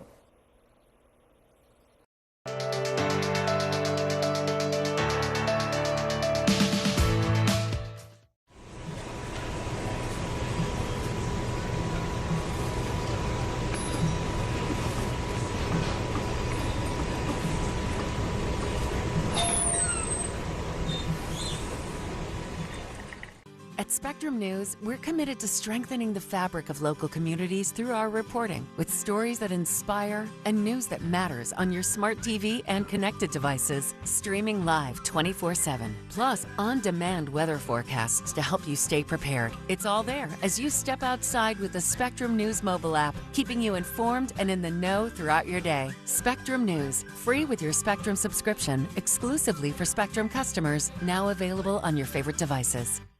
What's Spectrum One? It's internet, Wi-Fi, and mobile working together as one. That means it's faster Wi-Fi on your phone. It's boosted speeds for streaming whatever, whenever. Let's go! And it's secure internet. It's keeping kids like us safe online. And it's getting free mobile for a year. It's spending our money on better things. Spectrum One. It's internet, Wi-Fi, and mobile working together as one. Learn more at spectrummobile.com. Being a cowboy, well, I don't know anything different. I had a very successful career. Life was fast. I was preparing physically. I wasn't doing anything mentally. And then I got hurt. I dug into mental health. I wanted to be better as a person. I start my day with a workout. I live life 8 seconds at a time. Find a place to stop and just breathe. Love your mind.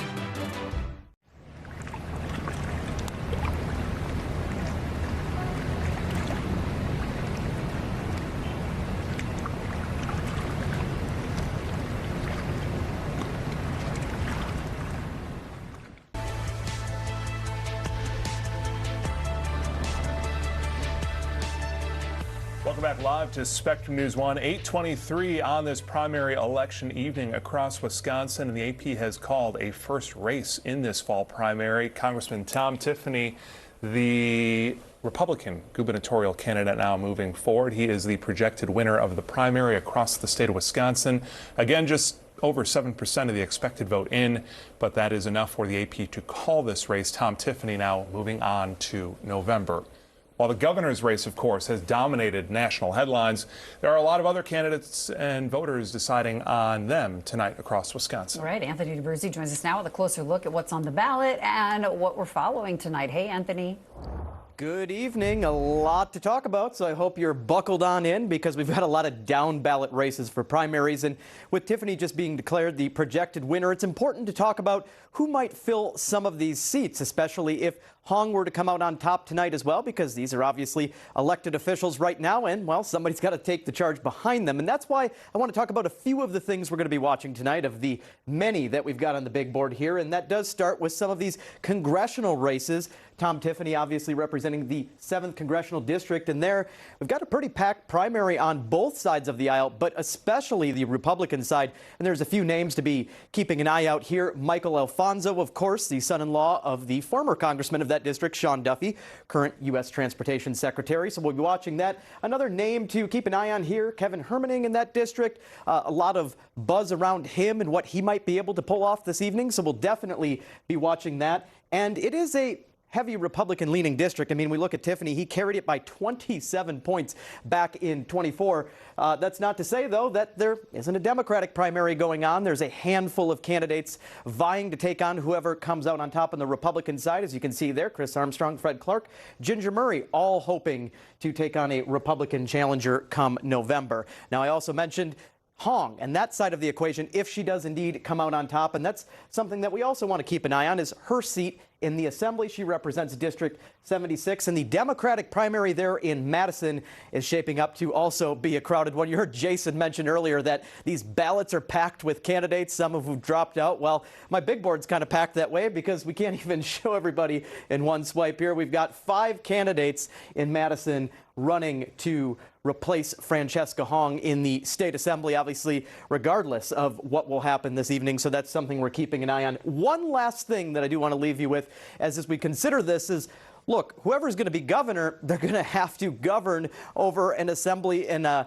Senate that could flip. Obviously, the state Senate really looking a lot tighter than it has been in recent years, especially with a lot of Republican retirements from long-serving lawmakers. And one of those is Andre Jacques up in District 1. And we've been talking about crowded primaries. Well, this is another one. There are several candidates here, 4 in fact, that are vying to fill that seat, and we'll see how competitive that turns out to be this fall. So a lot of factors to keep in mind tonight. This really is kind of the quiz before the test, if you will, of what sets us up for November and then beyond when lawmakers eventually return to Madison in January. Jason and Courtney. Nobody better at the big board. Spectrum News 1 political anchor Anthony D'Abruzzi. Anthony, thanks. We want to go back to Heartland. Alex Loroff there with the Tom Tiffany campaign. Quick night for Tiffany on the Republican side of the ticket in the race for governor. But we hear he won't be talking anytime soon, Alex. Well, Courtney, earlier today I talked to a spokesperson with Tom Tiffany's campaign, and she told me that the congressman was going to wait to speak to this crowd here at the Rustic Manor in Heartland until after the Democratic primary was called. The congressman wants to know who his opponent will be in November before he addresses his supporters here in Heartland. But as you mentioned, this race has been called for Tom Tiffany, and that was the expected result all along. Again, the state Republican Party back at the GOP convention earlier this spring put their full support behind Tiffany. President Donald Trump, when he visited Chippewa Falls earlier this year as well, gave a full-throated endorsement for Congressman Tom Tiffany to be the state's next governor. You heard from Congressman Brian Stile a little bit earlier this evening. He offered the same support, so a lot of unity here from the Republican Party around Tom Tiffany. And again, as expected, he will be moving on to the November election. The result hasn't been announced yet to the crowd here. Everyone's still just mingling, talking with one another. But again, I think most folks here expected this result here tonight. We'll just have to wait and see if there is any formal announcement, and we'll keep you all updated on when Congressman Tiffany will be taking the stage to address the crowd here, Courtney and Jason. All right, Alex Loroff reporting live from Heartland Forest. Thank you. And joining us now with some partisan reaction to the ongoing election results out there, former Republican Party of Wisconsin Executive Director Mark Jefferson and former Democratic State Senate Majority Leader Chuck Chvala. Gentlemen, thank you so much for joining us here on Spectrum News 1 tonight. And Mark, I want to start with you, and it's the same question that I'd asked Dr. Chergosky earlier. Which of these Democrats would Tom Tiffany prefer to run against in November? Well, I think each of them pose challenges and opportunities for Tom Tiffany. I mean, all of the wind has been at the back of the Hong campaign, and I think that's where most people are focusing their attention right now. There are certain advantages to running against her. Clearly, from an ideological standpoint, she represents something we've never seen in Wisconsin before, this lurch to the left with the socialists and their agenda. And really what it means, not only the rhetoric that she has put out there on Twitter that now 5 years later she's trying to take back, but really the policies that the Democratic Socialists of America stand for, that she's trying to distance herself from, are really an issue here during the campaign. But in some respects, it's also dangerous because this is where the energy is in the Democratic Party right now. And so she's had a very good organization. I'm from the central Wisconsin area. I was in Adams and Juneau counties recently, some of the more red areas of the state now. But I see Hong signs here and there in some of those Democrat yards. She's the only one with that type of an organization to cover the entire state. So she's a factor. I think Crawley presents a little bit different challenge and opportunity in the sense that you don't have all of the crazy statements out there, all of the wild leftist stances out there, but you also don't have the energy either. So, I mean, I have always discouraged people, if you're a Republican, don't mess around with their primaries. Let them send who they're going to send, and then we'll go from there. So, Chuck, a question about Hong. If she comes out tonight the winner, how does the Democratic Party rally around that? There have been a lot of questions in other states with other candidates about how everybody gets on board with that and gets the messaging in order. I know Hong, we interviewed her earlier, and she said that she's seeing in her campaign pulling together the working class and all different kinds of people to move forward. Well, the great thing is Hong already has the support of everyone if she's the nominee, as does David Crowley if he's the nominee. Governor Evers himself was asked directly if he would support her. And you know, Governor Evers did endorse David Crowley. But he said, yeah, I'll be there for Francesca Hong.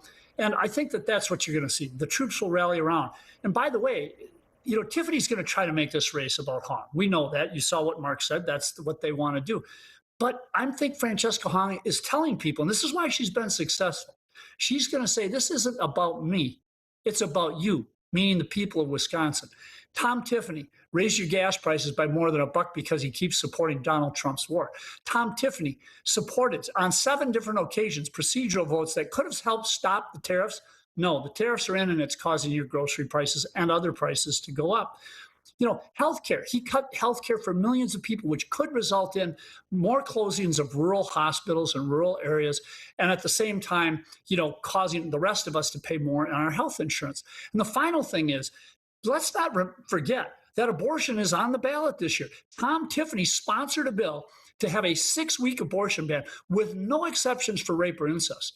So if people want to talk about extremism and problems and bringing something to Wisconsin, I just became an adult when Roe versus Wade was decided. Women in Wisconsin are not going back there. And I guarantee you that you're going to see a much different race than what the Republicans think they're going to see. Chuck, quickly, how big of a hurdle is it for someone like Hong, if she were to win, to get over the Democratic Socialist fears that some might have statewide out there and kind of explain what it is to them to potentially make them more comfortable come November? You know, I think you've hit the nail on the head. And already you see Francesca Hong backing away. She says she's not endorsed by the Democratic Socialists. She does not accept the agenda that they have in their platform. She's already walked herself back from a number of these things. I think the biggest thing is going to be, you've got enormous energy on the side of Democrats this year. You've got enormous energy in a midterm on Democratic side. That means turnout will be there for Dems. And I think what you're going to see, whether it's David Crowley or Francesca Hong, they're going to talk about what does the future of Wisconsin look like for you, about your health care, your gas prices, your grocery prices. And we all know that affordability is outpacing every other issue out there. Do we really think that they're going to really want to look at David Crowley's individual tweets or Francesca Hong's individual tweets? I don't think so. They're going to have a hard time pushing Tom Tiffany because he's been such a lousy congressman. Who's going to trust him to be governor? Mark, on that note, Kelda Roys at one point called Tom Tiffany a MAGA minion. How he hasn't separated himself from the president. Will that hurt him down the road because of all these issues that we've mentioned and a lot of people, voters, indicating that they're fed up with the current state of things? Well, I think the fact that he's a Republican and Trump is a Republican is all the Democrats need to run against him and tie him to Trump, and that the issues really aren't even all that significant. There are some issues where he has not done some of the things that the president has wanted, but I think what this race is going to come down to, as Senator Koala pointed out, it's going to come down to affordability and can the Democrats squeeze one more cycle out of the abortion issue. And I think that's probably what we're going to hear again and again and again. And so you're going to have a contrast of issues here between the more socialist stand of just having the government pay for everything, tell them that billionaires are going to be the ones paying for it. Of course, billionaires can move out of the state, and then you know who's going to be left paying for it. So that's their idea of affordability. Tom Tiffany is going to audit state spending. Tom Tiffany is going to look at issues like education and say, wait a minute, declining enrollment. We have 9% fewer students than we did 15 years ago, but 7% more staff. That's not right. What can we do a little bit differently to bring costs down for working families? Common sense solutions instead of just having the government pay for everything.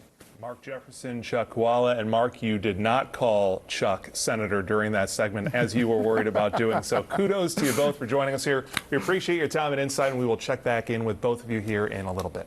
Let's look at some more results for you. Those are starting to roll in slowly here, 8:35 on election night. Mark Pocan, the projected winner by the AP. For the U.S. House, this is District 2. We've also got, again, that Republican race for governor being called earlier, the first one to be called by the AP, Tom Tiffany, moving on, of course, to November as the congressman from the 7th Congressional District moves on with his hopes of becoming the next governor of Wisconsin. And as we look on the Democratic side, the candidates for governor there, David Crowley still with a slight lead over Francesca Hong. Kelda Roys, Joel Brennan trailing way behind on that. We've got about close to 20% of the projected vote in, and some names again still on the ballot, registering some votes, but Sarah Rodriguez Mandela Barnes no longer in that race on the Democratic side. We'll check back in with Spectrum News 1's Anthony DeBruzzi to kind of break down where these results in Wisconsin have come in from so far. That, of course, is critical to determining who's kind of in the lead in certain spots of the state, and those are the counties that we are watching for throughout the course of the evening. We've also got Spectrum News 1's Megan Marshall. She is in Madison with Francesca Hong's watch party right now. Megan, again, it's still early, but you've got a lot of energetic and excited people behind you. That's right, Jason. It's obviously pretty loud here at the election night watch party. Plenty of people are filing into here, getting themselves set, mingling, awaiting those results. It's a waiting game. Like you said, a lot of people are hoping to see those results come in. Obviously seeing them trickle in a little bit here. We did get a chance to see Francesca Hong and her son walk by. Some people cheered, but they did go back into a back room where they were obviously waiting for those results to come in later on this evening. Her team tells me that the game plan is to watch this big screen behind me, see those results come in, and then we are expected to hear from Francesca Hong. She will be addressing her supporters as well as the press and media that is here. So like you guys, we'll be waiting here, listening to some music, and hoping those results will be coming in here soon. Jason, Courtney. All right, Megan, thank you so much. And going now to Allison Bruner, who is in Milwaukee with the David Crowley campaign. Hi, Allison. Good evening. This room is really starting to fill up in the past 30 minutes as those polls close. David Crowley saying that he feels optimistic heading into the evening. Supporters here tell me they feel good. I want to show you what we are seeing here in the ballroom. Here you can see some of those donors and supporters showing up. No word yet on when we might see David Crowley. The Crowley campaign told me earlier, though, that they were focusing on consolidating votes from people who were undecided. And remember, according to those latest polls, roughly 30% were still undecided. Crowley even did door knocks this evening in Wauwatosa, trying to win over those last-minute voters. Right now, I want to introduce you to one of those voters, William Eckhart. Thank you so much for your time. We were talking earlier. You actually were voting for Mandela Barnes and did a switch-up. Tell us a little bit why. Absolutely, yeah. So I decided to switch to David, mainly just because I think he's the candidate that's best suited to beat Tom Tiffany in November. So I think that's just really important. We can't have a Tiffany governorship, so I switched over to David. I think he's the best candidate to win. And what needs to happen tonight? I think that it's just going to be turnout. I think turnout in Milwaukee is going to be the most important thing, and also just getting undecided voters out is going to be really important. So I'm feeling good about it, though. The early results look good, so yeah, feeling good. William, thank you for your time. And of course, remember, Crowley dropped out of this race. He re-entered 10 days later, back on July 18th. Ever since then, he's been crisscrossing across the state trying to win over voters. We'll have another live report for you coming up here in just moments. All right, Allison, thank you so much. And our live election night coverage continues right after a quick break right here on Spectrum News 1.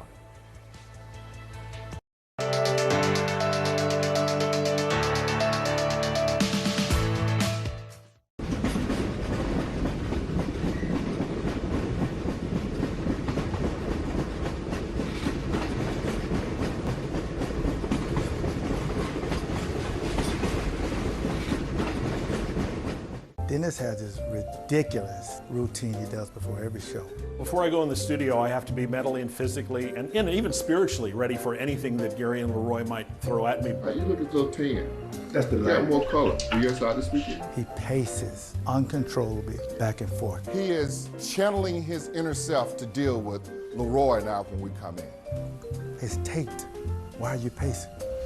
The Roundtable, Monday and Thursday nights at 7 on Spectrum News 1. Your entertainment the way you want it. With Spectrum TV, all these streaming apps are included at no extra cost. So you can watch anything. Movies, series, we'd like to first vote, sports, reality, news. Here's a look at today's top stories. Exclusive originals, and even more of your favorites with live TV. Stream across your devices and enjoy anywhere. Get it all with Spectrum TV.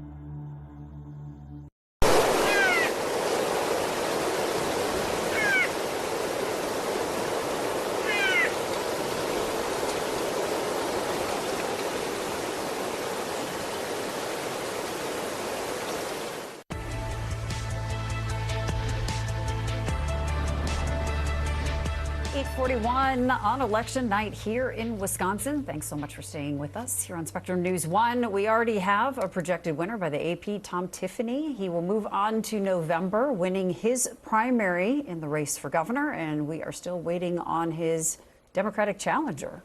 Let's continue to bring you up to speed on the poll numbers out there. Again, nearly 40% of the expected vote now in from the AP statewide in Wisconsin. David Crowley still maintaining a relatively small lead at this point, about 2 points there. Kelda Roys and Joel Brennan have a long way to go to try to make up that kind of margin moving forward. We'll continue to watch these results roll in and check back in with Spectrum News 1's Anthony DeBruzzi in a bit, again, to kind of break down the results that we've gotten in from certain parts of the state out there. And let's go now to UW Political Science Assistant Professor Anthony Chergosky.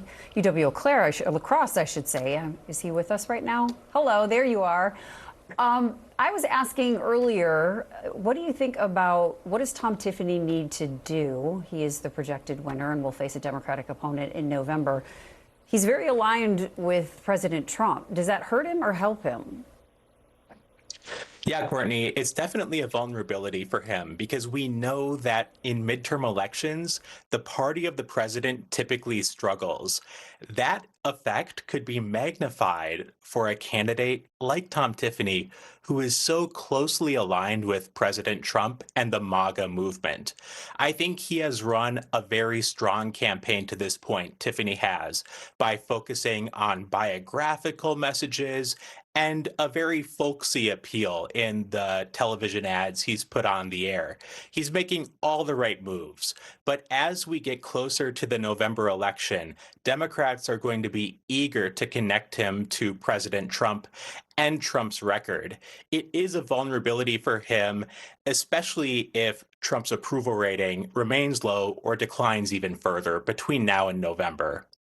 Talk about the Democratic side of this race, of course, and we still don't know whom the projected winner will be as we wait for the AP to call that race. But going back months now, as this Democratic field was kind of getting generated and getting going, and so many candidates hopped into the race, what did that do both for Francesca Hong early on, and what did that do for the more centrist, moderate Democrats across Wisconsin? Because it seems like they were really kind of spread out in their support early on and stayed that way for such a long time. Yeah, I think it was devastating for the more centrist and moderate Democrats because Hong stands out so clearly from the crowd. And that has always been the case throughout this campaign. It's been one of the secrets to her success.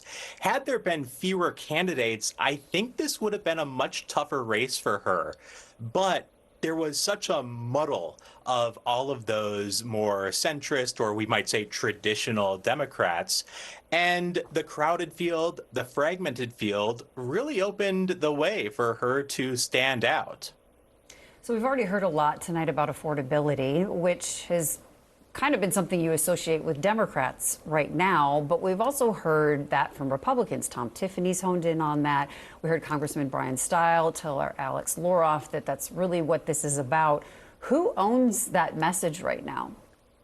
I think the risk for Republicans is that Donald Trump is going to be linked to concerns that voters have about affordability. And again, that could play into the idea that the midterm election kind of serves as a referendum on the president, even though there's no presidential election on the ballot. Democrats are certainly eager to make affordability central to their message.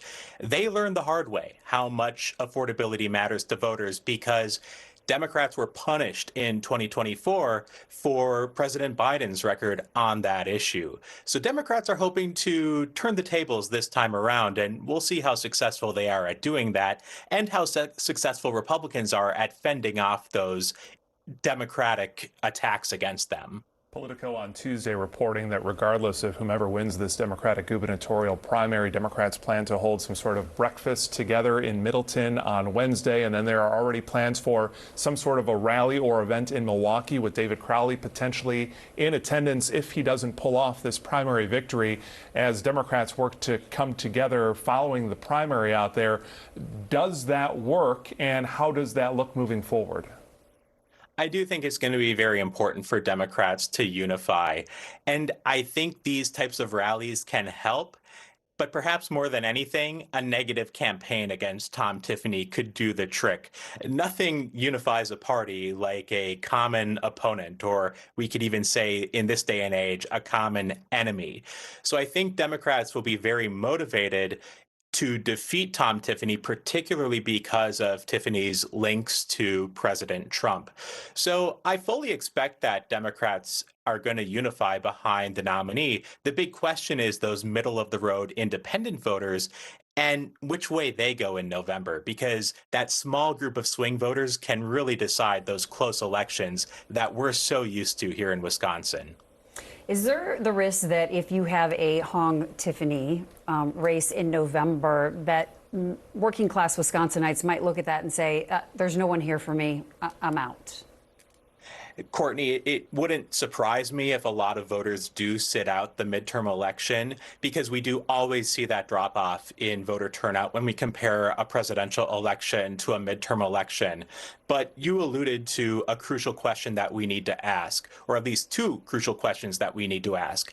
How much of a drop off will we see comparing the 2024 presidential election to the upcoming 2026 November election?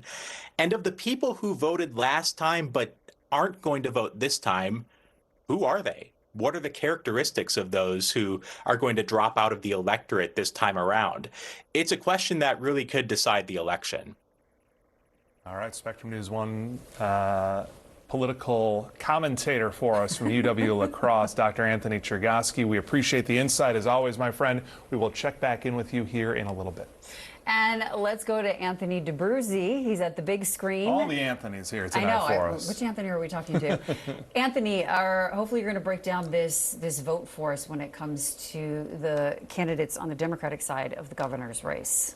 Yeah, let's have a little fun with this map, right? Put the big board to the test and see how things are shaping up, because obviously we've got these voting strongholds, the Bow counties, the WOW counties that we talk about. Now, keep in mind, we're not talking about that from a partisan angle tonight because it's a partisan primary, so we're not talking about, well, our conservatives, how are they turning out? Is it going to go red or blue?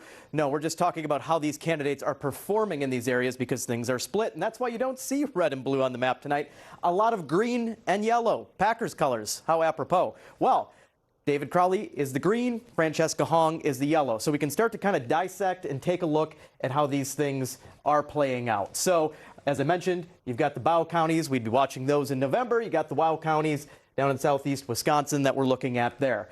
Keep in mind, where are these candidates from and how are they performing there? Things that really won't surprise you. Dane County, Francesca Hong doing very well there. Southeast Wisconsin, at this point, David Crowley seems to have that on lock. So really, we're going to see how things maybe cut across these rural areas where these candidates are not from and have less exposure, and really what that means for the vote count there. Of course, we can just kind of take a little scroll here and see how the rest of the races are looking down ballot. As you mentioned, we have candidates that are packed on the ballot that dropped out.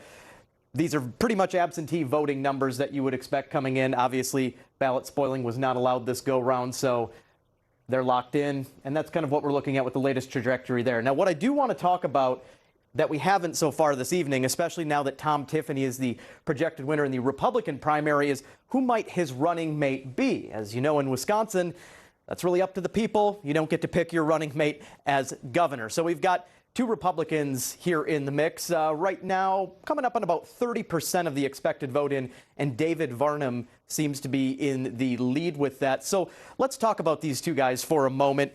Both of them not unfamiliar to this race. They have ran for lieutenant governor before. So let's go back to the year 2022, and we can give you some numbers there. So they both lost, if you recall, to then State Senator Roger Roth, who won with 30%. But back then, Will Martin picked up 9%, and David Varnum picked up 5% back in that primary in 2022. Now, who are these folks? Obviously, they have some name exposure. They've been out there before.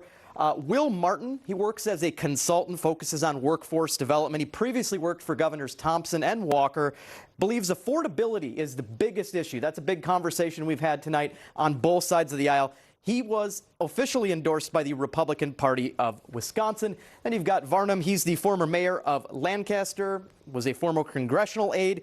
His platform, he wants to lower taxes, cut government spending, protect the Second Amendment.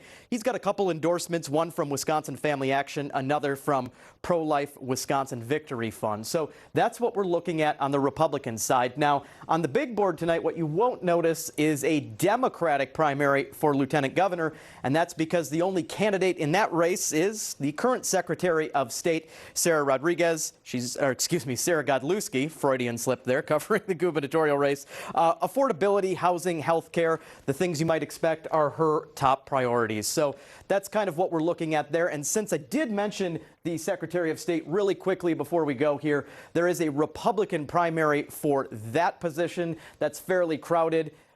Looks like Jay Schroeder is the projected winner there from the AP. He's got that gold check mark by him. Again, crowded field, but just to round it out, that's what we're looking at for that, since we were on the topic. Jason and Courtney.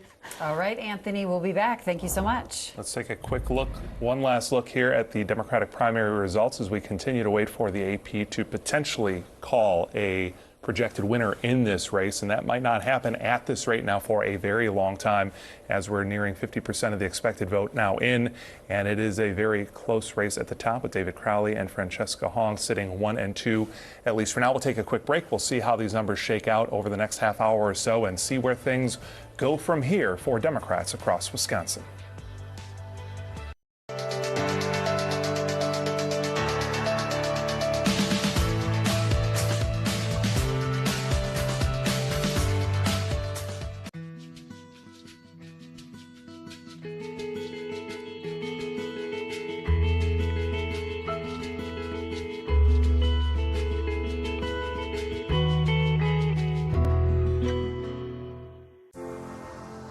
Weather on the Ones, your local forecast every 10 minutes. That's where northwestern Wisconsin is going to see that rain.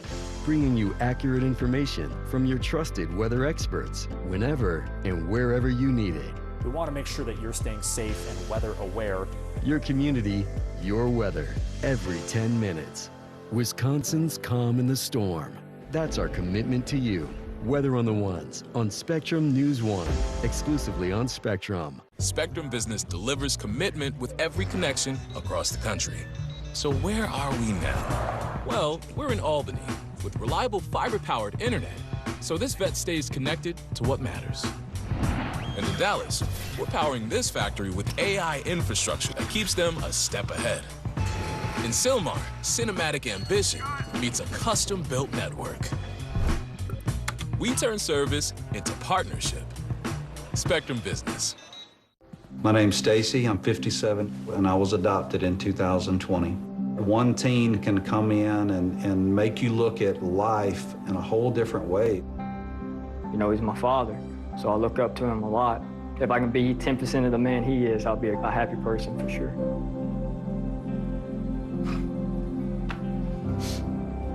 Learn about adopting a teen from foster care. You can't imagine the reward. Visit adoptuskids.org.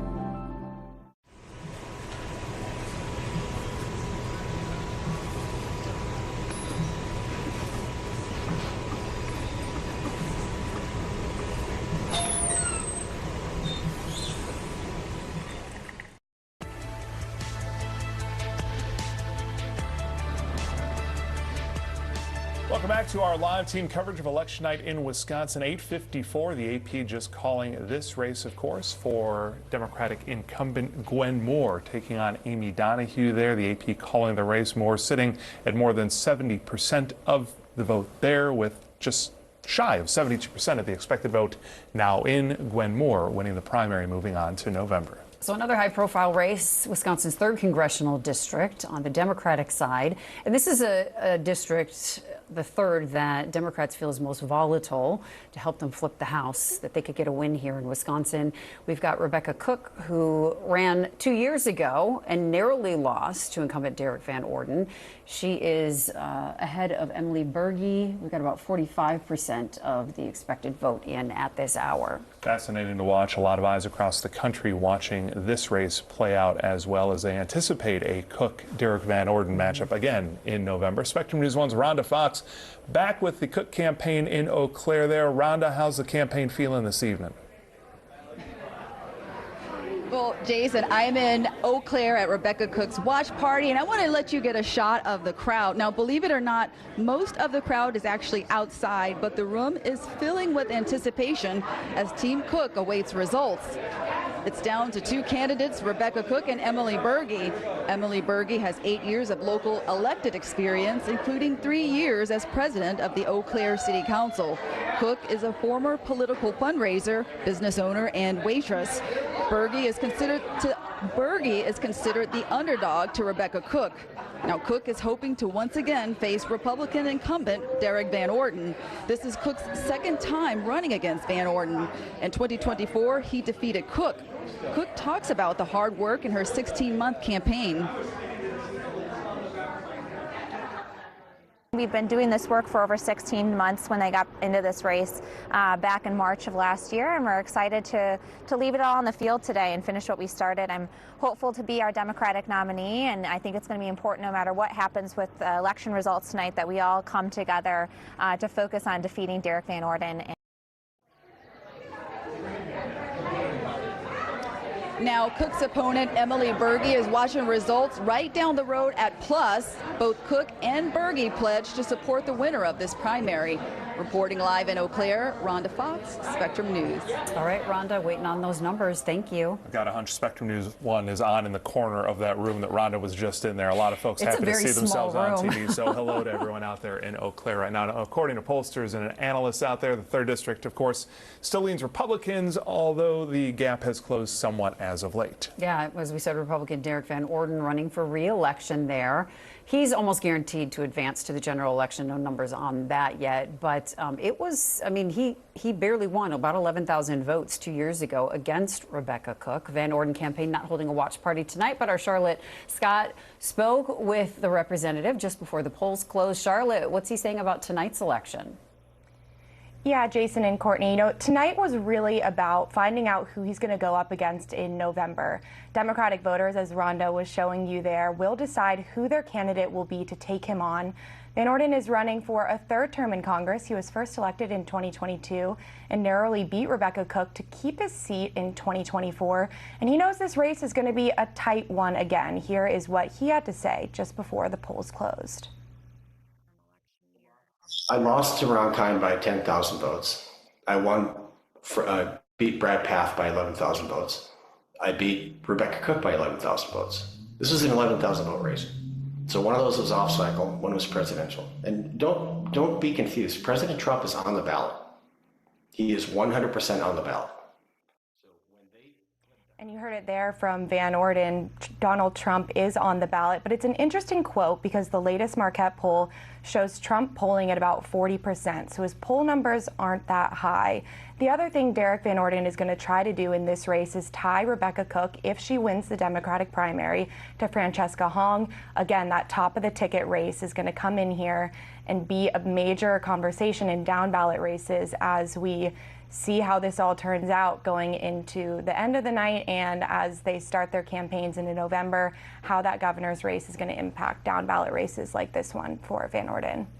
Fascinating to watch as this all plays out here tonight. Spectrum News 1 Washington correspondent Charlotte Scott keeping tabs on things from D.C. as well. Charlotte, as always, thank you so much. And we're going to go to some more numbers, dipping back into the Democratic primary for governor. This is what everyone wants right now. They want the numbers. I mean, it is so tight between David Crowley, Francesca Hong. We're now up to a little more than 57% of the expected vote in. Yeah, 8 Hilda points Roy's, in a matter of minutes. Joe Brennan polling really low here, or coming in very low here. So we still have that Crowley-Hong matchup playing out right now. Let's get back to UW La Crosse professor Dr. Anthony Chergosky, who's hanging out with us here on Spectrum News 1 tonight. And Dr. Chergosky, let's get into the polling a little bit, getting into the weeds out there for the politicians out there. We saw this to a certain degree in Michigan, where Abdul El Sayed was far and away in the lead in polls in Michigan, and that was such a tight race, even though he won against Haley Stevens out there. We saw in the most recent Marquette Law School poll, and we can talk to Charles Franklin about this in the days ahead too, that Francesca Hong had a pretty sizable lead over David Crowley. Maybe that still plays out here tonight as we wait for these results. What does that say about these more progressive Democratic Socialist candidates out there when it comes to at least the polling that we've seen nationwide so far? Yeah, it shows that these Democratic Socialist candidates have a loyal following. There's no question about that for Francesca Hong. She has built a solid base of grassroots supporters. She has legitimately generated buzz behind her campaign when her competitors were struggling to do that. At the same time, these Democratic Socialist candidates have generated two types of debates. The first debate is whether they can win a general election, particularly a general election in a purple state or an evenly divided congressional district. The second debate that the rise of democratic socialism has raised is about the ideological direction of the Democratic Party, whether the party should go towards the center or go more towards the left. And Jason, you better believe that that has implications for the 2028 Democratic presidential nomination process, because we're going to see that debate on full display as the party sorts out who should be its standard bearer in 2028. Diving a little bit more into the polling numbers, Francesca Hong, as we've been saying, appeals more to the younger voter. David Crowley, the older voter. According to the public policy poll, voters over 65 cast more than 1/2 of the ballots in the 2018-2022 primary. So if that trend sticks, and Crowley has pointed out the polling numbers are off, that could be his, as you said earlier, narrow path to victory. There is definitely a path to victory for David Crowley. And Courtney, you're absolutely right. It involves older voters being a significant share of the electorate. And there's good reason to believe that older voters would play a very important role in this primary election. After all, older people are much more likely to vote than younger people. And that's particularly true in elections like this one, primary elections that are not November elections that attract a great deal of attention. So David Crowley has made the case that he has a chance, and that it's based on the Governor Evers endorsement, the last-second campaign push that Evers and Crowley have made, concerns about Hong's electability, and related to all of that, Crowley's potential momentum with older voters who play such a critical role and disproportionate role in elections like this one. To that end, Dr. Chergosky, I plan to ask this of both Chuck Chvala and Mark Jefferson as well. So I know that they're watching and listening in right now. So, gentlemen, you can prepare astute answers for this when we get back to you. They get to prep. That's right. Not that long ago, as David Crowley had exited the race and then got back in, he was in the rest of the field out there in single digits, according to Marquette Law School polling at the time and other polls that were out there. And then Governor Evers does what he said he would not do, and that's to jump into all of this and endorse Crowley. And now we're seeing Crowley basically 1 and 2, 2 and 1, depending on where the results have come from in Wisconsin out there, performing very well so far here tonight. What does all of this say about Governor Tony Evers, who has both endorsed him and then actively campaigned for him over the last couple of weeks out there? What does it say about his popularity among Democrats statewide?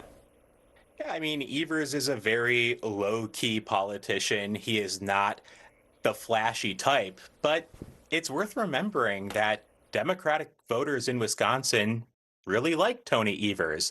And that's why I felt that this endorsement mattered. Now, my question was always if this endorsement happened too late.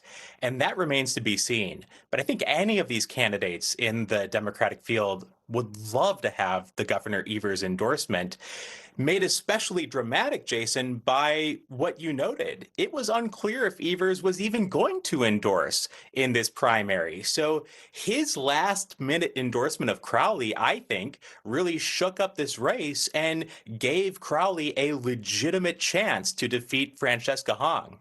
Among the best of the best, not just in Wisconsin, but across the country. Dr. Anthony Chergosky there at the lovely UW-La Crosse. Dr. Chergosky, see you back in a bit. And let's go back to Alex Loroff with the Tom Tiffany campaign. He's been able to grab some Republican leaders, people key in the field tonight, and talking to them about how they feel about what's happening at the polls. Hey, Alex. Hey, Courtney, I'm here now with State GOP Chair Brian Schimming here in Heartland. And Brian, it was officially called by the AP a little bit ago. Congressman Tiffany is the Republican nominee for November. From the state party's perspective, how are you feeling about Tiffany as the nominee? I'm feeling great. You know, we endorsed him at our convention a couple of months back, and I travel all over the state, and Tom Tiffany's all over the state, which is what you have to do. It's a big state, 72 counties, 6 million people, and he has been retailing it as hard as I have seen a candidate do it in years. So he's ready for what's to come. This is the first open race for governor in more than a decade. The last time there was an open race for governor, Scott Walker was elected. What is different about how Wisconsin feels this time around, and why are you confident that voters may once again go Republican in November?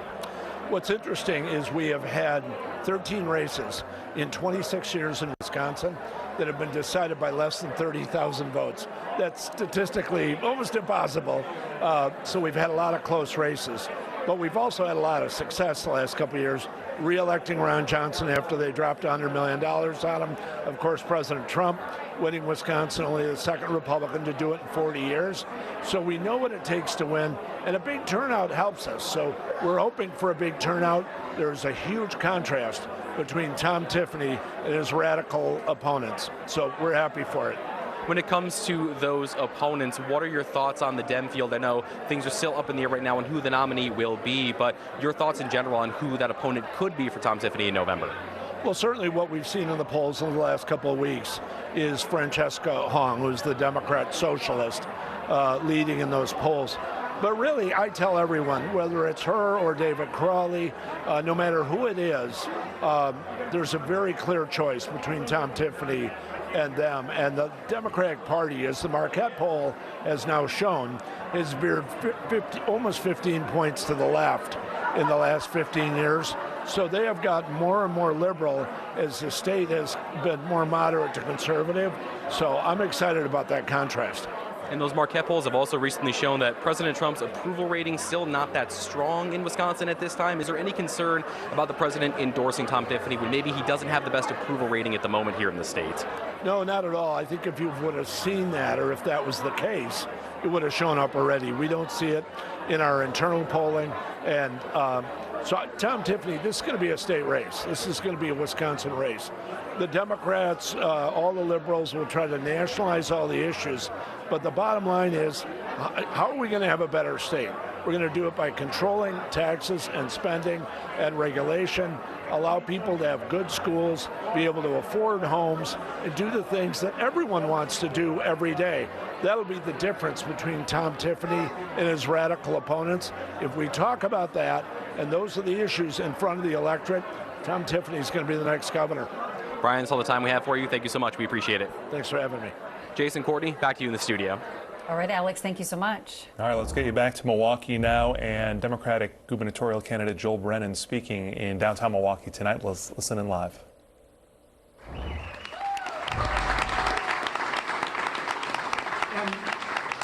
And it has truly been an honor, and it has been an honor to seek this office. It's also going to be an honor to push for whatever the ticket is going to be this fall. We know that Sarah Godlewski is going to be our candidate for lieutenant governor. And Sarah, if you know her, she will push as hard as possible. Yes, give her a round of applause, because she has been running around the state.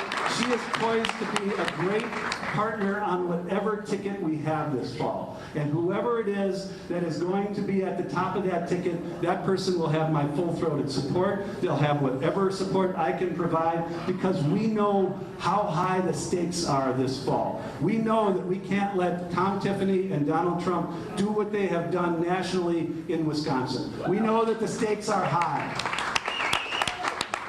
We know how high the stakes are for people who need child care in Wisconsin, something that is broken and getting worse. We know how high the stakes are for people who need their community to have the kind of public education that Wisconsin's always been known for, and that we want and we need in the future.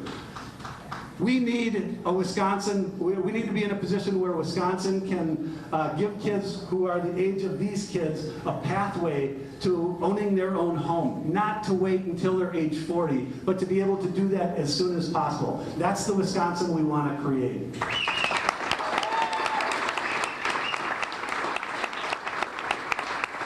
So we're going to stick around here a while. I'm going to have a drink. And I'm going to enjoy the, well, here it is. Apparently, all I need to say. Pat, is there any chance you can bring me like 175,000 votes? No? Okay. But I just want to tell everybody here how much I appreciate who you've been. The last person to thank, or the last people to thank, Pat McQuillan just brought up a drink. Pat, Evan, and Jim, who own this place and run this place. Jim, I have known for 40 years. I truly appreciate you.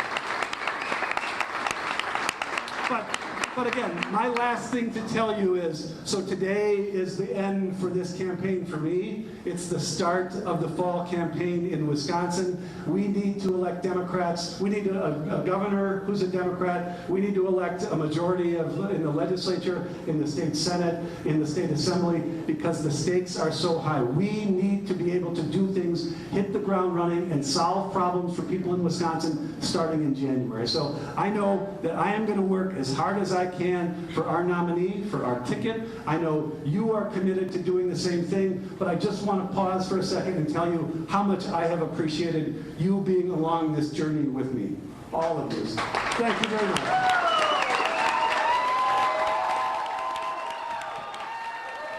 Now former Democratic gubernatorial candidate Joel Brennan speaking at Central Standard there in downtown Milwaukee, conceding the race as he moves forward and as he has now essentially exited the race and conceding the results so far tonight. Likely does not have to report the gift of that cocktail on any sort of state documentation. That appeared like that, didn't it? Good for Joel Brennan, who had obviously worked for the Evers administration in the past, did not get Evers' endorsement. And here's a look right now of where we are at with those numbers in the Democratic gubernatorial race right now. A little more than 63% of the expected vote in from AP. You can see Brennan down at 4.5% support. But look at the Crowley-Hong that has tightened. Yep. On top. Brennan also saying that his campaign is over, but the fall campaign toward the midterms is not, and that he was ready to throw his support behind whomever the Democratic nominee is tonight. So there had been 7 or 8. Now it appears down to 3 moving forward, with Brennan conceding the race. And let's get back to Spectrum News 1's Megan Marshall. She joins us from Madison there. She's with the Hong campaign, and a 1-2 punch at the top right now as things are tight in the Democratic gubernatorial primary right now. Megan, how's the room feeling? Well, there's a lot of anticipation in the room. People are checking their phones. They're watching the big screen behind me, watching those results roll in little by little. As you mentioned, it's an extremely tight race. People are just really excited here to see what's in store come November. Obviously, a lot of Hong supporters are hoping it is her that will be on that ticket. We do know that Hong is in the building with her son. They are in their back, as you could call, war room, awaiting those results to come in. So we are expected to hear from her in just a little bit, but until then, we'll send it back to you guys in the studio. All right, Spectrum News 1's Megan Marshall for us in Madison. Megan, thanks. We're going to pull up those numbers again just to see if anything has changed in the last 2 or 3 minutes, and then we're going to check in with Allison Bruner, who's with David Crowley's campaign. Again, waiting to hear the winner on the Democratic ticket for governor. AP has projected that Tom Tiffany won on the Republican side, so numbers about the same. Maybe it's too close. 63% of the vote right now. So inching our way toward a result in this race. And again, let's go to Allison Bruner live in Milwaukee with the Crowley campaign. Hi, Allison. Good evening. I can tell you in the past 10 minutes, the crowd here has really picked up at the David Crowley watch party. The energy is also up. Supporters here telling me that they feel optimistic. No word yet on when we might see David Crowley, but I can tell you I did meet his cousin. Come on in here. This is Kendo Ivey. Thank you so much for your time. First thoughts tonight. Well, it's an amazing moment. Just to see him in this position, this is something that he always looked for all his life, and just to see it coming to fruition, it's an amazing day. And how's David feeling? I know you've been talking with him.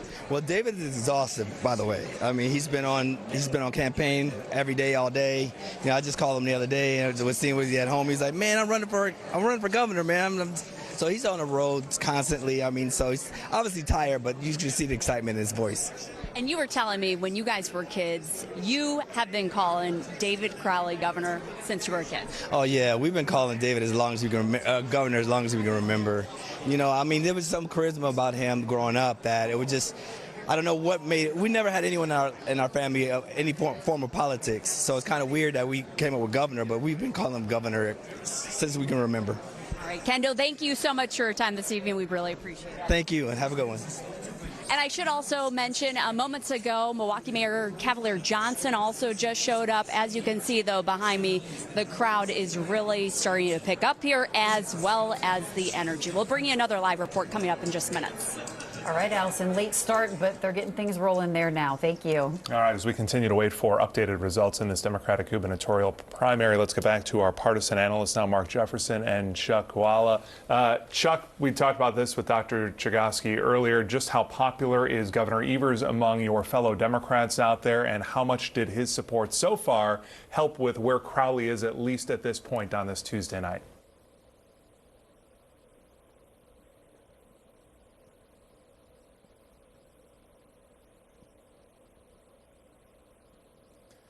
We're going to try to work on Chuck's mic out there. I think we can hear from Mark at this point. And same question to you, Mark.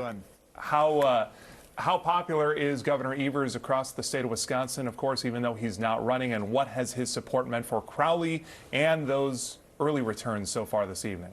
Well, I think Governor Evers has done a good job of staying above the fray in a lot of state issues. He hasn't muddled into a lot of partisan fights. People see his temperament as a contrast to what's going on in Washington, even though a lot of his policies may not be all that popular. Now, if Crowley does come back and win this, Evers may get a lot of credit, but I think it's important to remember that we saw the same dynamic in Michigan just a week ago, where the Democratic Socialist candidate eked it out by less than 1 point after appearing to be up by 15 points or more in most polls. So I think you've got the same dynamic going on here.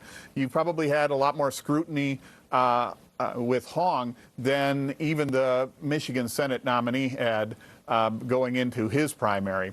So I think that's really the driving force here, not as much Tony Evers necessarily. And I also think the Democrats are going to have a little bit of a problem coming out of this if it is indeed Crowley, because clearly all the energy up to this point has been from the left, from the Democratic Socialist wing of the party. And now when the establishment comes in, and if they do indeed take away the nomination that the left feels that they've earned, there's going to be a lot of hard feelings. And I've been a part of this before, where the losing candidate, even when we've stayed out of the primary, shows up for that wonderful press conference the day after, fashionably late. I remember talking to one competitive primary loser who said, all right, let's get this over with before I change my mind. We went on to win a very important race statewide, but it's a challenge, and this will be 10 times that if this race goes the other way on the Hong camp. Quickly back to former Democratic State Senate Majority Leader Chuck Chvala, whose volume we have now pumped to 11. Chuck, same question to you. What does Crowley's apparent surge here on this Tuesday night mean when it comes to Governor Tony Evers' popularity in Wisconsin? And is this all tied to Governor Evers, as Mark was just talking about there? Well, I think David Crowley is a great case story himself, but Governor Evers is the most popular politician in the state of Wisconsin, Democrat or Republican. People see him as a really nice gentleman. They know he's a nice guy. He is really a nice guy if you ever meet him in person. So I think it really helps to have his endorsement, and I think that really did push things in Crowley's direction. But the great thing is David Crowley. You just had Brennan on. Brennan, what a wonderful guy he is. If you know him, he's a great guy. David Crowley has probably one of the best backstories you're ever going to want to hear. Came out of his youth, and you saw somebody there commenting about even when they were little in the family, calling him governor. David Crowley is a remarkable human being, and as people get to know his story, they will love it. And by the way, the Republicans, they are so ticked off. If Crowley were to pull this off, they spent $3.6 million to get Francesca Hong across the finish line, and it looks like that's in jeopardy. I think this race is very much in balance. But you know what? Francesca Hong is a really good person, too. And she will be there, and she's already said she will be there after the primary if she doesn't win. I'm sure she will be there. And it won't take us long as Democrats to see that the Tom Tiffany 6-week abortion proposal and some of these other things are not going to take long for Democrats to fall in line, no matter how progressive or how centrist they are. Chuck Chvala, Mark Jefferson, thank you so much for your insight there. We'll be checking back, and let's take a look at some more numbers for you. This is District 7, Tom Tiffany's district, and of course that seat open now. Michael Alfonso, projected winner here with about 41% of the expected vote in. He is the son-in-law of Sean Duffy, who used to hold this seat and is now the transportation secretary. So an interesting play of events there. Fascinating partisan primaries that we have been watching across the state of Wisconsin. That's right. So those results in, let's get you back to the Democratic gubernatorial race right now. Things tightening a little bit there, 0.4 points separating David Crowley and Francesca Hong, with about 2/3 of the expected vote in from the AP. This race will likely not be called anytime soon at this point. Fellow Democratic candidate Kel DeRoy speaking right now. Let's see if we can listen in live to what she has to say. Very proud of the incredible financial stewardship that you all made possible so that we could get our message out to the best of our ability, even in those really tough circumstances. Thank you for that.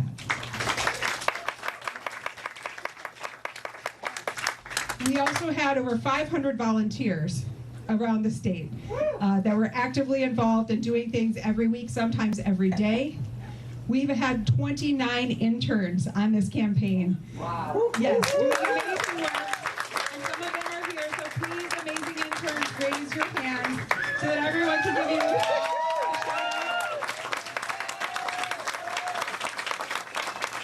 And then find me, because I will buy you a drink or as many as you would like that is safe. Because you've earned it. I really want to thank my amazing Capitol staff who are here, Carla and Emily, who held down the fort.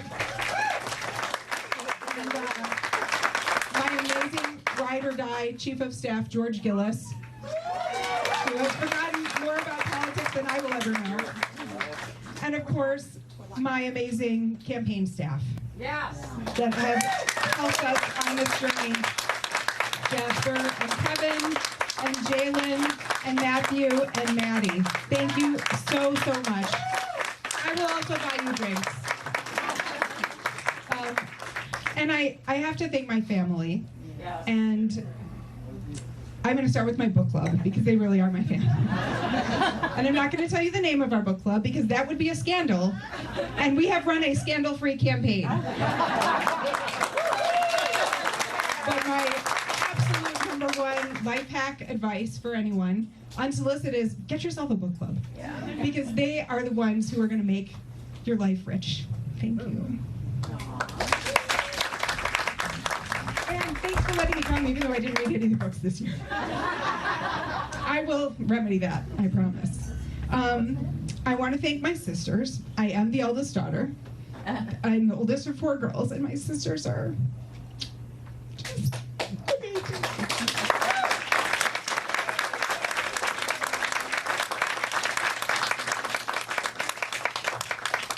And they're amazing because our parents are amazing. So,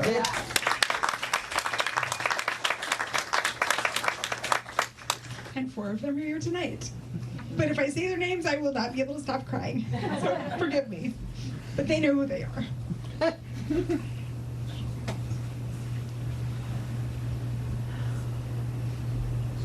Deep breath. You got it. Thank you guys.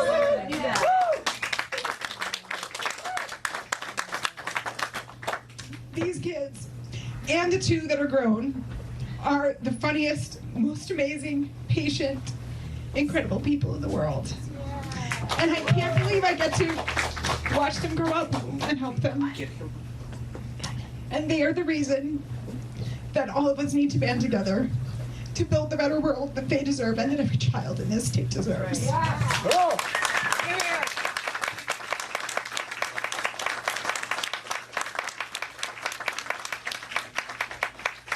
The worst job on a campaign is not actually the campaign manager, and it's not the finance staffer, although that is a close second, Maddie, being in the call time room for 40 hours a week. It's actually not even the candidate. The worst job is being the candidate's spouse. Yes. And I have the best, worst job holder in the whole world.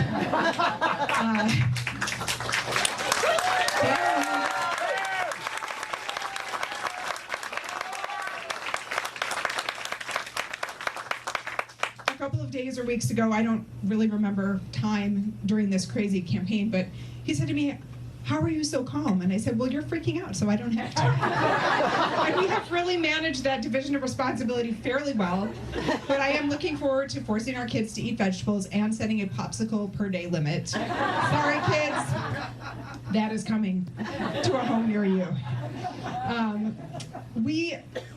We're Democrats because we believe in opportunity and fairness. Yep. We believe in equality and possibility. And above all, we believe in democracy. Yep. Yes.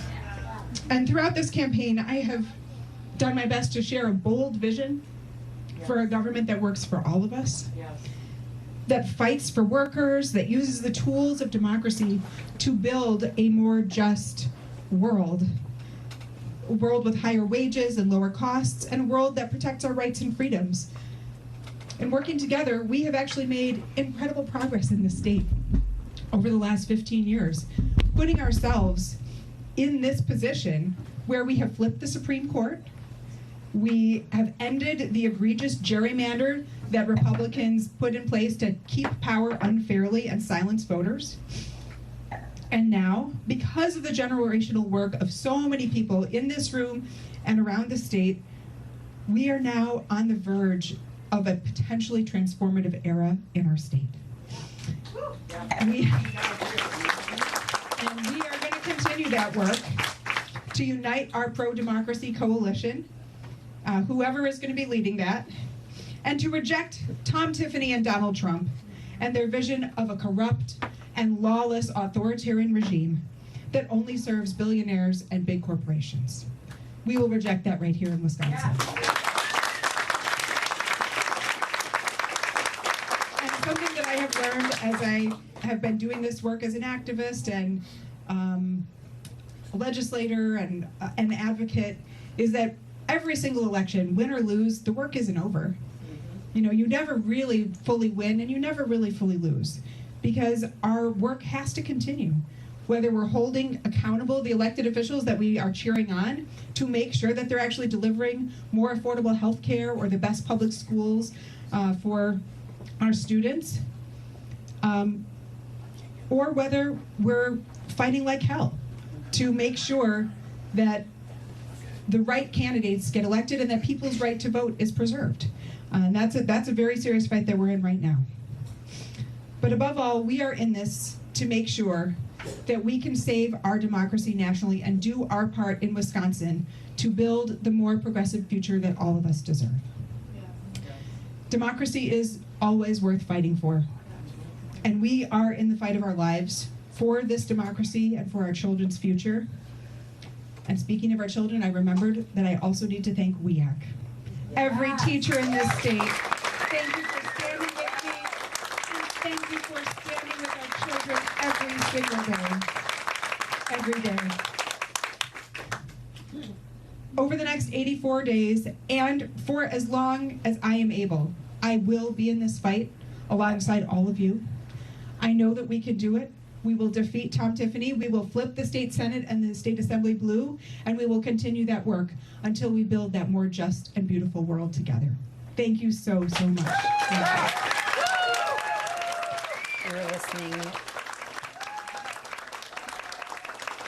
You're listening to Kelda Roys live there as she ended her campaign. She, again, willing to throw herself behind whomever the winner is on the Democratic ticket in the governor's race come November. As she said, we need to reject Tom Tiffany and Donald Trump, grouping those two together, which has been the message from Democrats. My favorite part of that was her little guy just hanging on in the background. Simply really cashed late out for him, yep. Let's get you out to western Wisconsin now. Another race called by the AP. This is in the 3rd congressional district out there to take on Republican incumbent Derek Van Orden. Rebecca Cook, 3rd time, potentially a charm for her as she now gears up to move on to November, according to the Associated Press, calling this race with less than 64% of the expected vote in. Rebecca Cook moving on to November. And let's go to Washington, D.C. and our Charlotte Scott. This is something Derek Van Orden has talked about. He and Rebecca Cook faced off 2 years ago. It was a tight race, and you said he's saying he expects it to be the same this time around. Yeah, exactly, Courtney and Jason. This is exactly what Derek Van Orden has been planning for the whole time. When I spoke with him earlier, he said this could be another tight race, just like it has been 2 years ago and the 2 before that, the 4 years ago. This is about an 11,000 vote race. He told me that he has won by about 11,000 votes the past 2 times, and it's not going to be different this time just because it's a midterm year. So Derek Van Orden has already been poised to go against Rebecca Cook. She's been thought of as being the front runner this entire time, and now it's going to be a rematch between the two of them. Rebecca Cook will probably try to tie Derek Van Orden to President Donald Trump and his policies related to affordability, the war in Iran, tariffs, and how that has impacted people in Wisconsin. Derek Van Orden is already tying Rebecca Cook to Francesca Hong, assuming she wins the Democratic primary in the race for governor. She is the Democratic Socialist running for governor in Wisconsin. So you're going to see both of them try to tie each other to other people who aren't favorable to their parties. Spectrum News 1 Washington correspondent Charlotte Scott. Let's get over to Rebecca Cook's campaign watch party right now. She is set to speak following the AP's call of this race. In the room room here tonight, and I want to start off by thanking my incredible team, and I want to thank each one of them individually because of their incredible work that's led to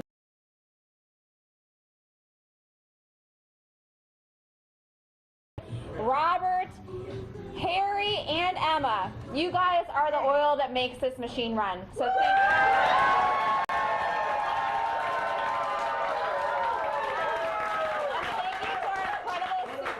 you. Thank you to our incredible super volunteers. There are too many to name, but I'm seeing a few like Chris Howard. I know Bob Gates is here, Dave Shaw. You guys have been doing the work to get out the vote that's led to this moment. I also want to thank my opponent, Emily Berge, and her team, who worked to build deep relationships across this district and bring people together around a common goal that we all share, to restore pragmatic leadership to Wisconsin's 3rd Congressional District and to defeat Derek Van Orden.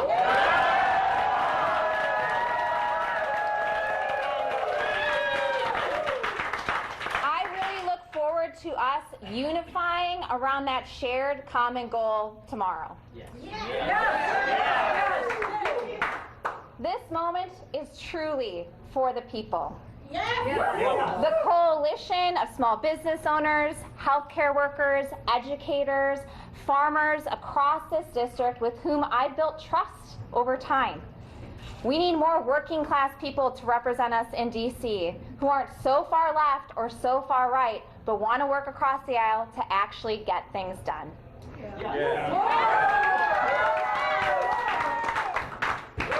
This work started 16 months ago when I got back into this race after nearly defeating Derek Van Orden last cycle. And the work intensifies tomorrow when we are 83 days away from our next election. That's right. And I'm calling on anyone who is tired of their health care being too damn expensive, frustrated by the war in Iran and how much our gas is up today, increased fertilizer prices, you name it, and pissed off by politicians like Derek Van Orden, who is lining their pockets with special interest dollars, like those from Elon Musk and SpaceX, right? We have a place for you here. If you are feeling frustrated by business as usual and politics as usual, come into our big tent. Whether you voted for Trump, whether you voted for Emily Berge, whether you voted for Derek Van Orden, in the past, our tent is very big. Yes. And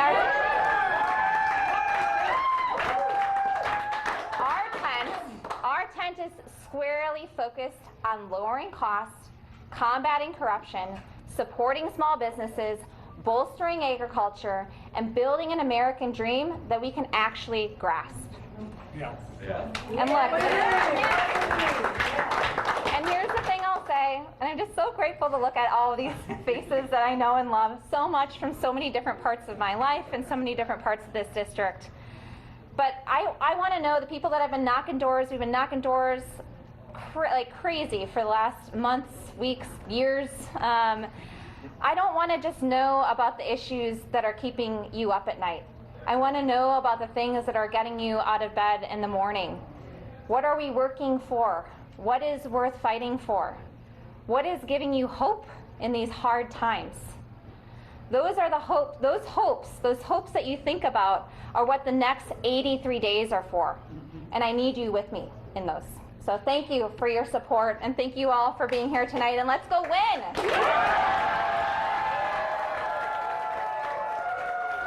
3rd District Democratic congressional candidate there, Rebecca Cook, moving on. The AP calling that race her win over Emily Berge out there in western Wisconsin, now for a 3rd time set to take on Republican incumbent Congressman Derek Van Orden. A lot of analysts across this country and pundits say that if Cook can't win in the 3rd, that likely means Democrats can't take back the House. So a lot to watch for on the national front out there in western Wisconsin, saying that her campaign's got a big tent moving forward. Fascinating to see how that all plays out now as we get a 3rd matchup between Cook and Van Orden moving forward. National spotlight on Wisconsin. Is anything else new? Used to it at this point. All right, let's look at some more numbers for you. A lot of races, key races have been called, but we are still really tight here when we look at the Democratic side of the ticket. For this governor primary, David Crowley, Francesca Hong We're now up to 73% of the expected vote in. We've heard Kelda Roy's Joel Brennan give the end of their campaign speeches already. So we started with a really crowded field in this, and now we are down to 2. And that margin not really changing much over the last half hour or so. They're within a point between Crowley and Hong. That's a lot closer than most of the polling, of course, regardless of whomever comes out on top. It was double digits for Hong in the Marquette Law School poll, the latest one. Exactly. So for those who are very comfortable on their couch or their favorite lazy boy chair, my hunch is we're going to be hanging out with you for quite a while. I mean, we'll see if it's tonight. too close to call tonight, right? We will likely indeed see that. So a very tight race there in the Democratic gubernatorial primary. Let's get back to Spectrum News 1 political anchor Anthony D'Abruzzi standing by at the big board as he has watched these numbers roll in and the AP call several of these races. Again, arguably the biggest one still hanging out there, Anthony. That's right, Jason, but we do have some more news as we come back to the big board here, and the AP also calling the lieutenant governor's race on the Republican side for David Varnum, the former mayor of Lancaster there. So he is the projected winner in that. So we're starting to see things take shape in that the Republican ticket, at least, will be a Tiffany Varnum ticket. So something to keep an eye on there. Now, obviously, we've been in the congressional track here a little bit, just hearing from Rebecca Cook a couple moments ago. So I do want to go back to some congressional races. And the key word tonight, at least with the big Democratic primary that we're watching, is that is a tight race, right? When we're talking about projected winners, we also had the projected winner on the Republican side for the 7th congressional district, which used to be, or what will be, what used to be Tom Tiffany's seat. And we know that Michael Alfonso is the projected winner there. But what I want to do is I want to take you to the Democratic side to see who might be challenging Michael Alfonso up in the 7th come this fall. And well, if 33 is your lucky number, here it is, because it's 33, 33, or 33 with all these candidates. Could not be tighter. 0.4, 0.2, 0.0. So we are going to keep an eye on that congressional race to see how that shakes out to get the matchup in what will be Tom Tiffany's old district.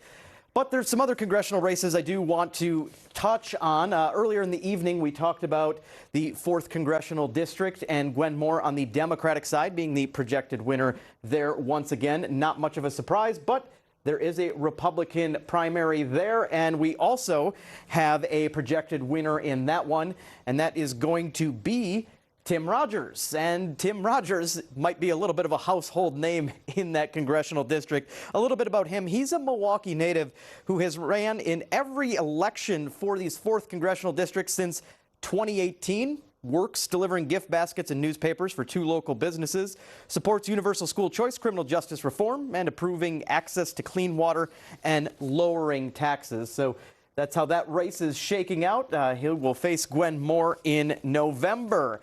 Let's also talk about one that we haven't touched on, and that is the District 6 race in Congress, the primary on the Democratic side. We got 2 candidates vying to take on Glenn Grothman this fall, and Brad Smith, Amanda Bell, very tight once again.